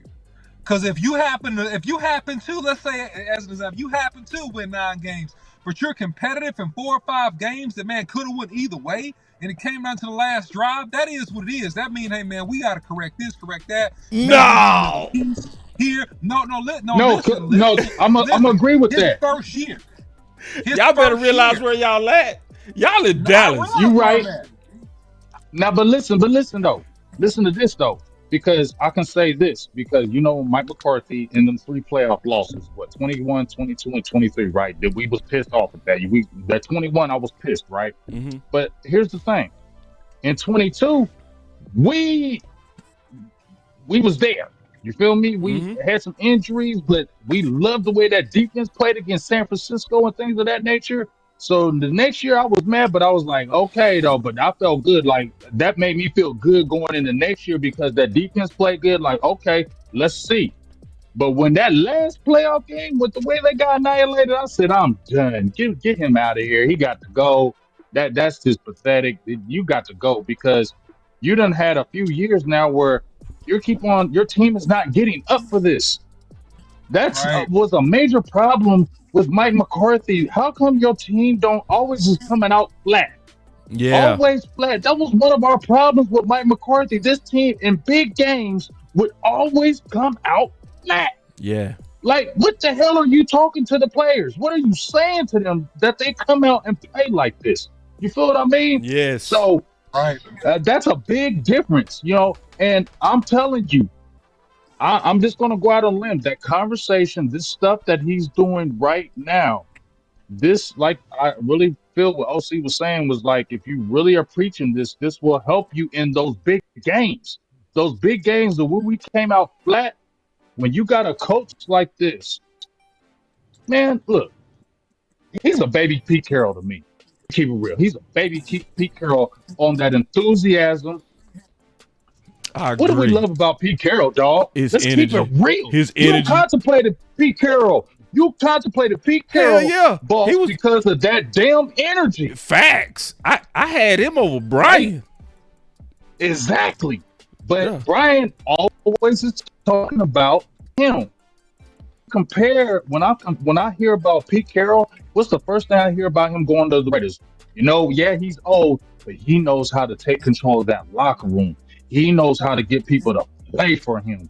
And so that age is kind of going to go out the window because of what he can do to that locker room. That's where I feel a shot at as far as he's the young Carroll, because that enthusiasm that he has and that he's coming with every day, that shit is infectious. Excuse my language. That stuff is infectious, dog. And I'm telling you, man, your coach is enthusiastic like that on a daily basis. Y'all paid. Y'all can't tell me that don't get you up to come to practice when you don't feel like when that coach comes over, you're like, what's the matter with you? Wake your butt up and let's go. You feel me? You're like, no. All right, my bad, coach. You know what I'm saying? No, I totally agree. Real talk. Hey, I did want and to... boss, and let's real quick, let's look at history. Was the Seattle Seahawks ever in playoffs games where they wasn't extremely competitive, even when they lost? Of course they was. It was always like going down to the wire. Yeah. It was going down to the wire, bro. And it was a physical bloodbath, bro. Go back and look at some of them Seattle Seahawks games. They knocking the crap out of each other. Yeah. And they may end up losing some of them games, but they were It was a dog fight. Yeah, the game we won on them was a dog fight. It was a dog in 2018. Now, right. That was a dog fight. Right. So, okay, I'm gonna give you some more. Go look at the Jacksonville Jaguars. Like, he got a bad rap for the Jacksonville Jaguars. He had sunshine. He helped that offense. They were a physical offense, bro. They were a physical offense. They wasn't bad. I'm saying they were missing pieces and all that, but they were physical. I'm saying they played physical. And the point is this, is that your body don't remember whether it's practice or a game. Your body just remember what you did and the habit you built. That's what your body remembers. And when you get in your system, you used to fighting for your life week in and week out in practice, and it's demanded upon you to go 2,010%. The clip you played, you say, hey, nobody ran further or harder when the ball was out of the quarterback's hand or when a running back had the ball going down the field, right? All those things is training muscle memory. It's training you to fight. That's what it's doing. And I'm telling you, that part right there, if he keeps that up, and I'm saying the first quarter of the season, it's going to pay dividends, bro. I'm telling you. It's one spot I do feel like Shot is slipping. Okay. I think he takes selfies of his works, his good works. I think he needs to stop taking selfies. This is what I mean by that. So, like, I made this is, I was driving on a late night, and I came up on a guy. It was a guy that was homeless. A guy got out of his car, put some food by the homeless guy that was asleep, got in his car and drove off. Now, obviously, me seeing that, I was impressed. I was like, whoever that must be a very good person, bro. Right? Now, what would mess up something like that is if he would have turned around with that food while that dude was sleeping, took a picture. Yeah. So yeah. I think people that do it. Yeah. And see, I don't think Shotty doing this on purpose. But when he talks about I'm trying to create the greatest culture and all that kind of stuff, some people look at what he's doing as it's not genuine. You know what I mean? See, the difference between Pete and him is Pete was doing it and nobody knew it until somebody said it. You see what I'm saying? Right. That's the difference. Right. I that's where I feel like Brian is slightly slipping, where he could be almost self-sabotaging the good works that he's doing. And I'm just being honest on on just how people are. You know what I mean? Because I would give you the benefit of the doubt. I can see where you're coming with that. I will see where you're coming with that. I definitely totally see where you're coming with that. You don't have to keep on preaching that we're going to make the greatest culture here. Just now we kind of understand where you're at. Just do it now. Don't keep talking about it no more. It's selfish. Just now, just do it and let us brag on you now. That's it. You don't have to brag on it. Let us brag on you. Yeah. Let us say this is the greatest culture in the world. You don't got to keep throwing that out there to us because, like you said, it's going to look like you trying to all the focus on you and not the team. So I can see where you're coming with that. Yeah. So you sound like you disagree with that. Okay. I see it differently. I don't have an issue with him doing that right now because it's not time to play games. And he just got the job. He's still selling himself to his employers. We know that he got negative pushback surrounding some of the picks and the things that he wanted to do initially when he started off. He's still selling himself. He's still talking his way into positions of authority and influence. So he got to talk his way. He got to talk his way until he can play his way. That's fair. He can't play his way until September. That's fair. So I don't really have a problem with him selling it like that right now. Yeah. Because I think if that's the motive, I'm with it. Okay, so historically, we know this, sometimes our front office is, they stay a piece of work, right? They something different. But so he got to almost keep the heat on a little bit to be able to do what he needs to do to navigate right now. Also, on a personal self-interest level, I don't have a problem with him self-promoting either, because this is one of those jobs, it's boom or bust. You could do good or it could blow up on you. I was with you until what you just said. You was doing good until just what you just said. No, you was doing good. I was with you, bro.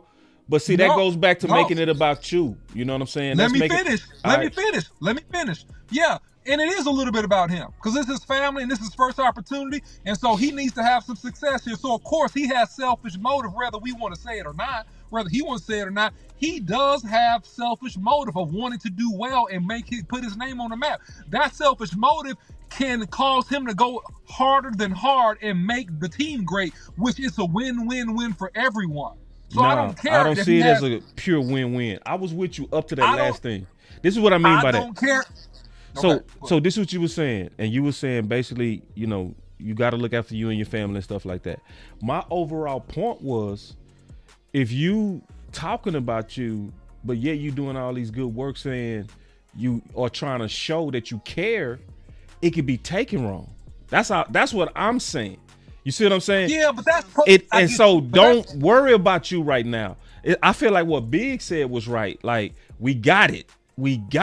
Don't talk about it. Let us talk about you now, because we see you and we're gonna champion you. You know, but stop talking about it. We got Law in the house. Law, your mic working? What's up, Law? Damn. Hold on, let me double check it says me. I ain't mean to fight you on this, OC. You was just doing good to the end. Then you just start fumbling. I'm still doing good. I'm still doing good. You start fumbling. I'm still doing good. No, I'm still doing good. You doing average as hell now, man. You was you start bubbling. Let me see. Let me try to fix Law. I'm above average in every way. So listen, why you do that? And why you talking all that smooth, fresh cash money stuff you talking? Look, at the end of the day, it's like this, man. Law, it's on you. He still has to talk his way until he can get all the way established. And also, the thing about proclaiming his good works, that some of that stuff is just media fodder, bro. He has to play the game. It's about what his team thinks about him behind closed doors. He said the secret sauce. It's about the one-on-one conversations he's having with these guys and the one-on-one personal connections that he's making with these players. It's not about the interview stuff he says that we hear all the time. It's the back-end stuff that we don't hear. I think that's the most important thing, because also, just to keep it honest, and I'm going to be honest here, this is a job that can become volatile in a year or two if certain things don't happen.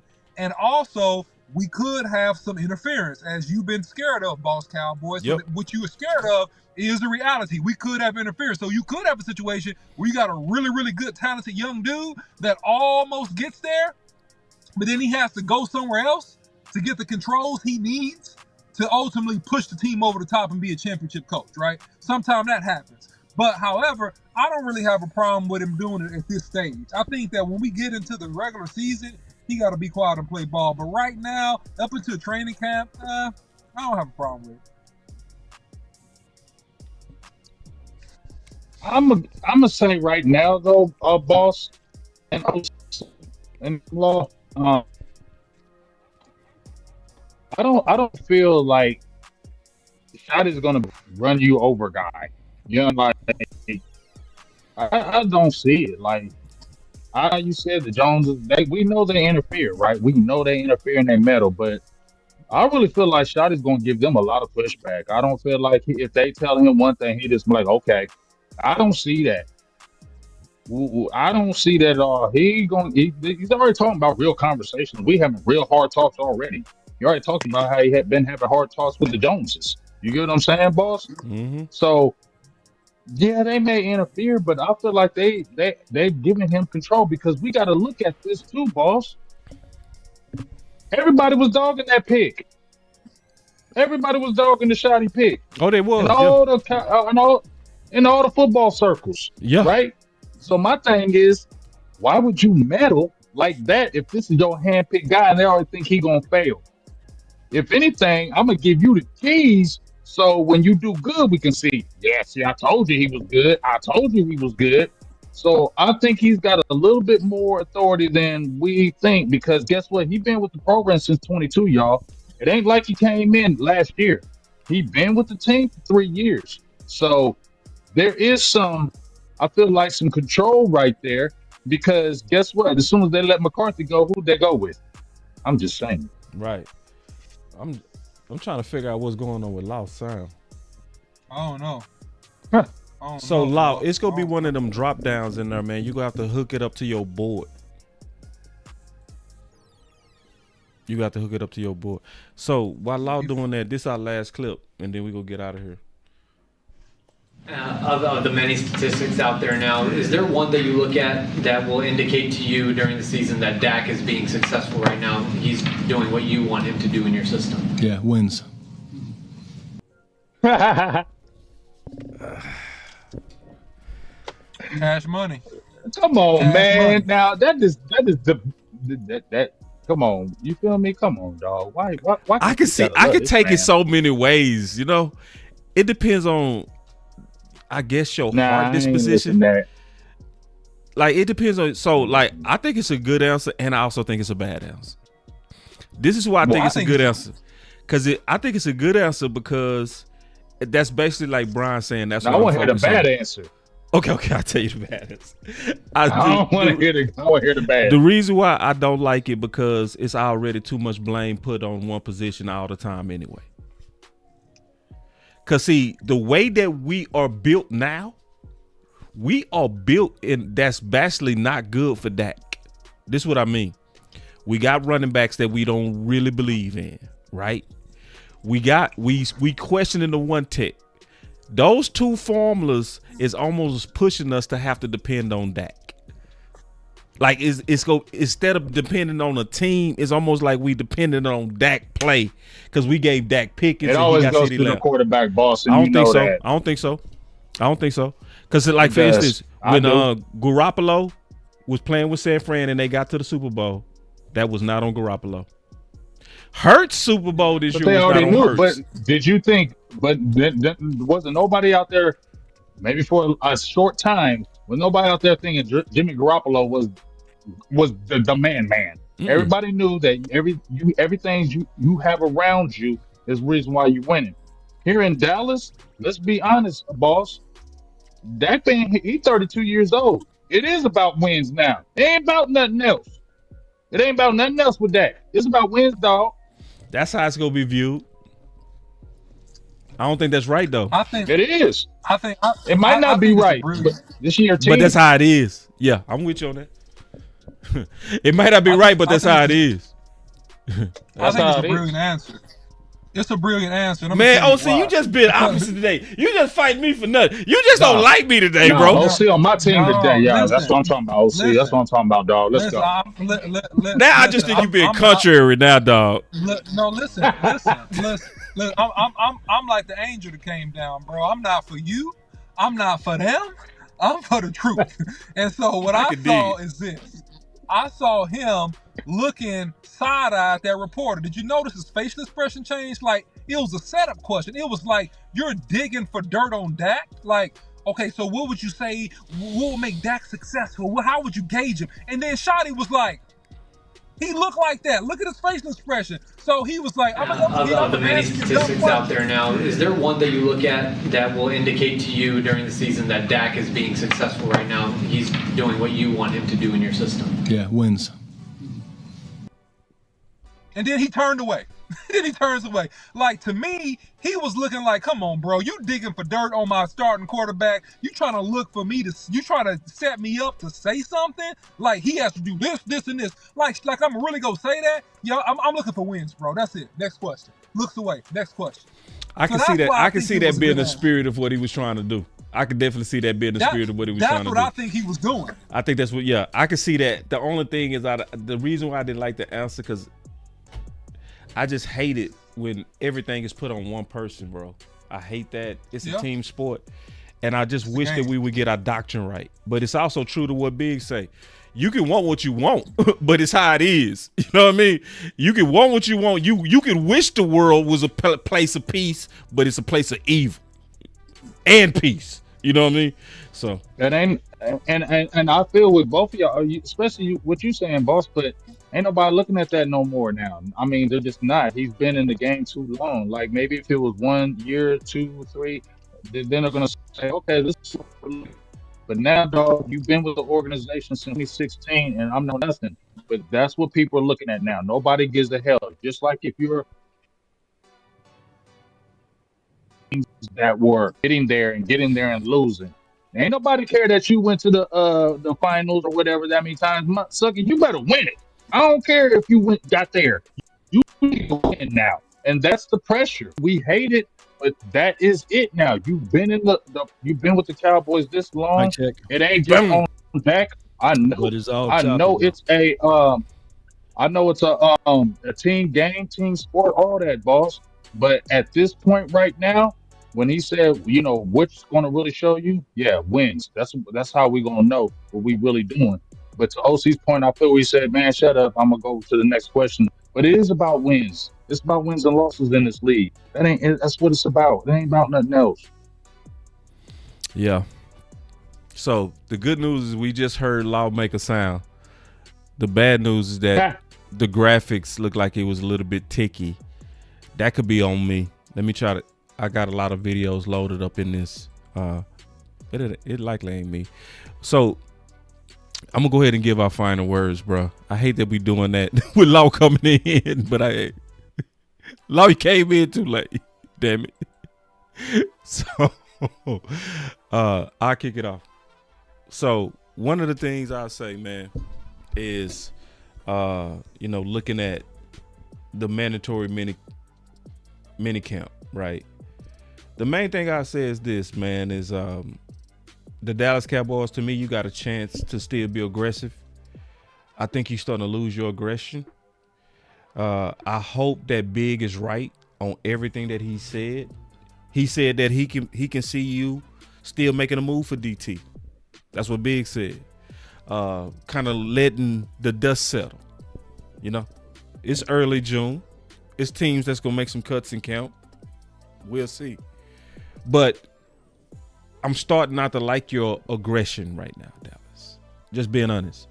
I felt like you made some good moves. I felt like you went out there and got Pickens. But I'm not seeing this promise that you made. Certainly comes into an account. And, you know, at the end of the day, we're looking for some credit for that. And the main reason for it is we're going to spend to the cap. You said you go spend to the cap.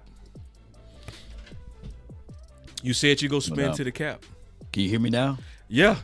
All right. And you video, man. I don't know what happened, bro. Man, shoot, I had to get rid of all of the stuff on my end, I guess. You know what I'm saying? Yeah, I had. You had too many of them things in there, bro. I'm just messing with you. Had too many of them screenshots. Them get back to your screenshots. Back to that. I'm just messing with y'all, man. But good to see y'all, man. I know it's been a minute, man. Yeah. And shout out to you, Big Game James, the OC, and as well as Boss Cowboys Sports, man. I guess what Big was saying is all about wins, man. Yeah. And losses. So yeah, man, we can. And that was with Dak.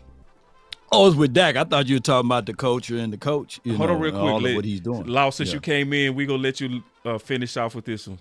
Of the many statistics out there now, is there one that you look at that will indicate to you during the season that Dak is being successful right now? He's doing what you want him to do in your system. Yeah, wins.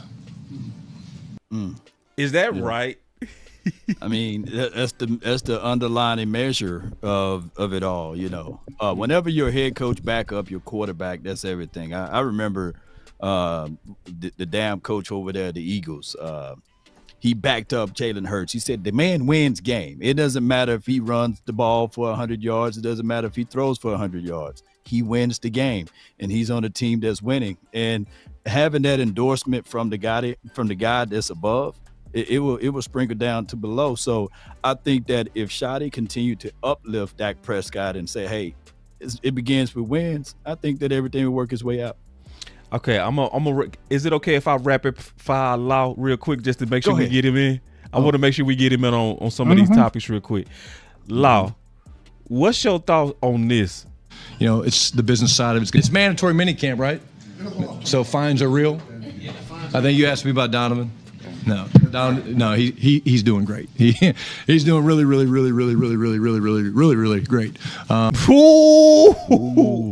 There's a lot of really. And again, you know, it's the business side of it's going to get done, but you can't watch the guy and not get excited just watching him do the things that we're doing out there on the grass, the things that we saw coming out of Boston College, and then the work ethic is elite. Elite. Rapid fire. That's a lot. What's your thoughts on a lot of Kool-Aid? Yeah, for Donovan. There's a lot of sugar in that one. You know, catch yourself quick, Law. Catch yourself to your thoughts. Well, Well, what happened here is that with the Kool-Aid report is that he may be really good and bendable, but we need to see it in the real game. Yeah, and elite is not a word that we can just throw around. I think that that's something that we have to wait and have pad days before we say any of these things or tangible football games. But I think in what he's saying is that by him at least showing up is different from the different approach that Shamar Stewart is doing, right? He's not doing any of that because he's not signed. So is Donovan EzEruku. He's not signed. So by him showing up, I think that that's shoddy way of just protecting the player. All right, so this is the last one and then final words. I remember the wrath of Marty. What does the wrath of Shoddy look like? Ooh. Maybe a few more F-bombs. and my dad did swear, and I'm working on it. I am trying to work on it. But sometimes my tongue gets a little loose. Yeah. I love every bit of it, making the necessary adjustments. When we was on this other show and we was talking about Jason Garrett, he says we do what we do best. Whether we playing football here or on the moon, we gonna do what we do best. And what they did best, they didn't make the necessary adjustments, right? It was game to game. Like, come on, can you make any in-game adjustments? Now, on the flip side, we got my guy, Mike McCarthy, that they did what he thought was best, but he never ran the ball. So it was quarters defense, and they kept throwing it into the teeth of it, not with a precise plan of running the ball in quarters defense or when you see in multiple too high safeties. What I'm picking up with him, with Shoddy, is that he's going to be doing what they do best with concept and scheme of running the ball when it's time, and they're going to do what's work. I think that they were saying somewhere with Clayton Adams and beyond is that they're going to do it until they stop it, right? So meaning that we're going to have a better approach to it. And on top of that, if you heard what I believe what the guy named that played for the not Green Bay Packers, but Allen that played with Pickens in Pittsburgh. He said, man, I was getting so many too high safety looks that Pittsburgh had no choice but to run the ball. Well, now we got that situation in our back pocket. That's right. We'll be able to run the ball now. That's right. Love it. So, yeah. Man, glad to see you, Law. Been a couple of weeks. I appreciate it. Them weeks was long though, bro. We needed you, bro. We needed you, man. Longer than Jay Leno's chin. Every time I was like, hey, they keep moving it to this same date, but I think they got one more time that they're gonna move it to this date, and then we back free on Tuesdays, man. I appreciate you, man, for being flexible with me, man. Of course. I apologize I'm not able to. Oh yeah. To be in the mix with y'all fellas, man. And I'm letting y'all know.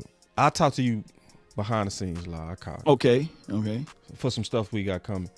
So let's go ahead and get my final words, and I'm gonna finish out mine. Dallas, I want you to go ahead and keep your promise. I think Big had a great idea with Stephon Gilmore. I think it's a great idea. Even though we made it clear that corner probably okay, I'm not mad at that idea. What I really feel like we need is rotational veteran at one tech to assist Mozzie. I don't think it's wise to trust these young guys. Right. And I'm gonna talk about that tomorrow in depth. But that's my final words. Is I really want you to keep your promise. And I felt like you missed the opportunity with Chubb. Dallas, I think you missed that opportunity. Somebody that's $1 million cap hit. What we doing? So what we doing here? Yeah. Like what we doing? Especially somebody that fit Brian's physicality vision. I don't get it. Right. Dallas, let's get back aggressive, man. You're starting to look kind of soft. I'll go next, boss. Hey, man, so look, at the end of the day, man, the Cowboys are still in the driver's seat in terms of this offseason. The foundation has been poor, but the cement is not dry. And so Marty Schottenheimer still has to, Brian Schottenheimer, excuse me, he still has to get the team going in terms of the work ethic, in terms of what they need to do, in terms of execution of the offense and of the defense. And we won't see the maturation of that until we get into training camp. But they off to a good start. They had a good draft. Yes, we can use some help at DT, but otherwise the team overall looks very, very competitive. Yes, we can pick up another physical running back. I still think they actually got a little time on that. I wouldn't be as concerned about that until we get into training camp. But right now, we got a little bit of a dead period where a few things could happen.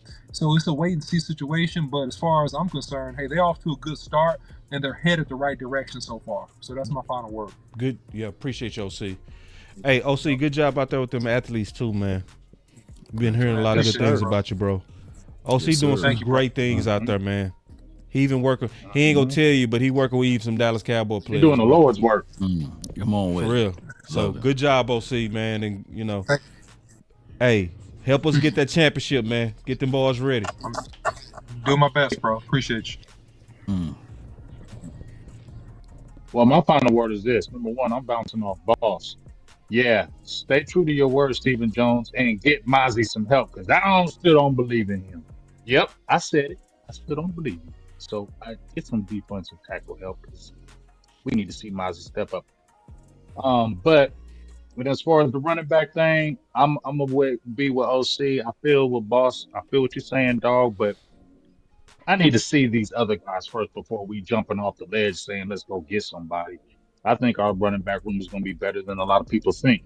People talking about last year. That running back room was atrocious. You get what I'm saying? But I don't see that this year, and I think it's going to surprise some people. And come back to me on that. I think it's going to surprise. But that's real. We're heading into training camp. I really don't have too much to say. It's just, I love what I hear, but you know what? As much as I love Shotty and the Libra game, that talking don't matter if we don't win games. You know what I'm saying? Like, I can love Shotty all I want to, but if you ain't winning, it don't matter, right? But I do believe, like I said, when you put in this type of work, when you're going this hard and it's pure and it's honest, those wins come. Yeah. I just really believe that.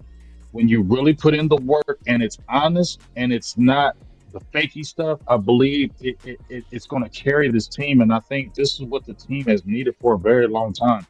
They've needed something to carry them in these games. And we like, okay, this is a big game. We kind of need this, and we don't need them goofy mistakes. I feel like when you're establishing this type of stuff right now, this type of culture, this type of love, this type of bond, this type of friendship, this type of talking, this type of open doors.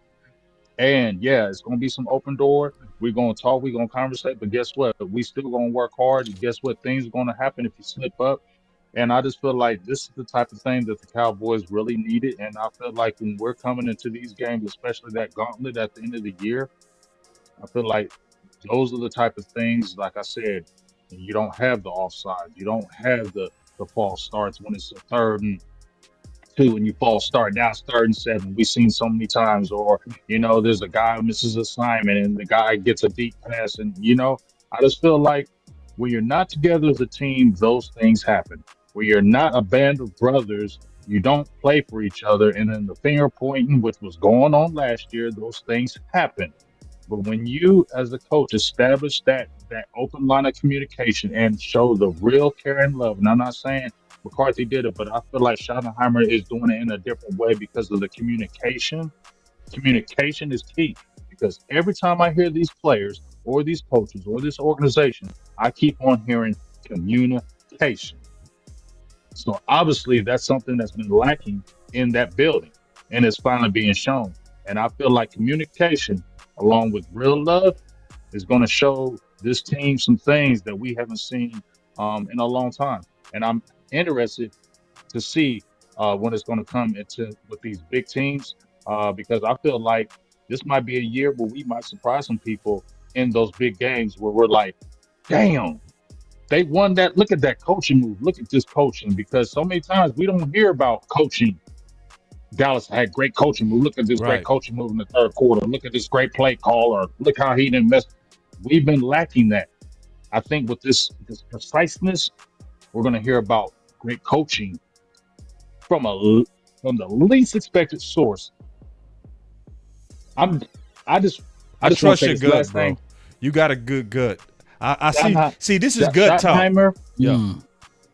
Yes, this is coming from my belly, because I'm telling you what, Schottenheimer is ready to prove a lot of people wrong. If you think that he, for 1 second, is not thinking about that every day, that when they hired him, they said that's a wrong move. That's a terrible hire. He been here this long. He ain't had a whole head coaching job. I guarantee you, Schottenheimer heard all that. And he says, I'm going to prove you mother suckers wrong. Watch. Love it.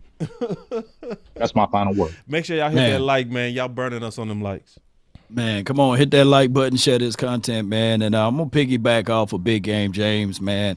It's something about when you know brotherhood, you know, you fight a little extra. I won't be weary if I call Big Game James and say, hey, man, I need your help with something, you know, to clean up some stuff, man. I'm quite sure Big Game James would do it off of the simple strength that we know each other. That's Same right. way with you, boss, and That's as right. well as the OC. So I think that that's what Shotty is establishing, man, by these guys being everywhere at the same place and also holding these guys accountable, knowing the dog name and these sorts. So I think that this team is, as relates to the energy heading into training camp, is different. Perfect attendance. I like all of that, but it goes back to everyone have a reason, but results are what matter. The result is the fact that we need to win. You know, all of this is cute. All of this Kool-Aid, give me the sucrose, give me the sugar, give me all of the stuff that you can put in. Agave, give me some agave for mine. You know, put all of that in this Kool-Aid, but make sure that when it's time to fight, that it's time to fight. The whole ideology of Izzy getting mad today on Twitter because of Tommy Yaris reported that they couldn't stop Pickens. I like that. I remember, on my final word, I remember it was 2015. First day of practice, Cam Newton, Josh Normal, you know, that's what my guy Big Game James called him. They had got into a fight because he threw a pick six. And I said, man, that team about to do something this year.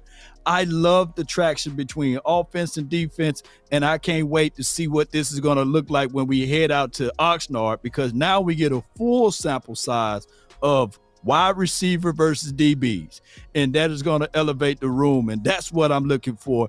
And Shotty is going to go back to that competition. That's everything.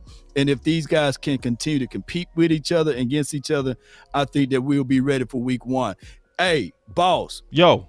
Big Game James and the OC, if you go pull up PFF and you look up their depth chart, them rascals got Ringo out there as the starting DB. A lot of people are not bringing this up, but they are leaning on Quinyon Mitchell and Cooper DeJean to have a backup second year like they did for the first year. Sophomore slumps are real things, but it's going to be a real eye-opener when you seeing Pickens and Lamb and whoever it may be. And if you even got a Ringo, we got a Mingo. And, hey, and that's going to equal a bingo right when it's time for us to score a touchdown, because I know Ringo. I know y'all have looked up Keely Ringo's tape. So, hey, I'm okay with week one. We just got to get to it.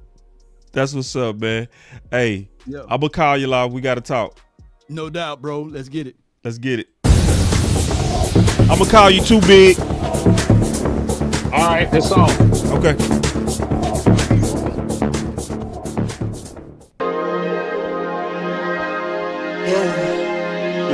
Yeah, I just want to run it up. Kind of check or something. I've been really in the field, let up. Yeah. I've been really in the field, let her rush, I let her feel. Lately I just wanna run it up. Don't need no deals, I make the deal. Half a ticket to a meal. Lately I just wanna run it up. Yeah. Kinda check the song. Lately I just wanna run it up. Count that too, count it up. Yeah. Count it up. Lately I just wanna run it up. Need them ones, I need them fives, need them tens, I need that change. To the safe, got blues inside. Greens and pinks, it's all the same. I still save and roll my change. Take some losses when I play. Charge it to the game. I'm with L, yeah, I'm with T Black, I'm with Reverend now. I'm with Bay, yeah, I'm with Jay, yeah, I'm with Chuck and now. Still the same, not switching sides, now it's about loyalty. You switch sides off for the bag, and that's worth more to me. I mix Nike with designer, I experiment. You just rock what's on the shelf and I'm not feeling it. Search for the one, but baby girl, it's nothing real as this. Can't trust a soul, I keep a hammer, call it too legit. I've been really in the field, let her rush, I let her feel. Lately I just wanna run it up.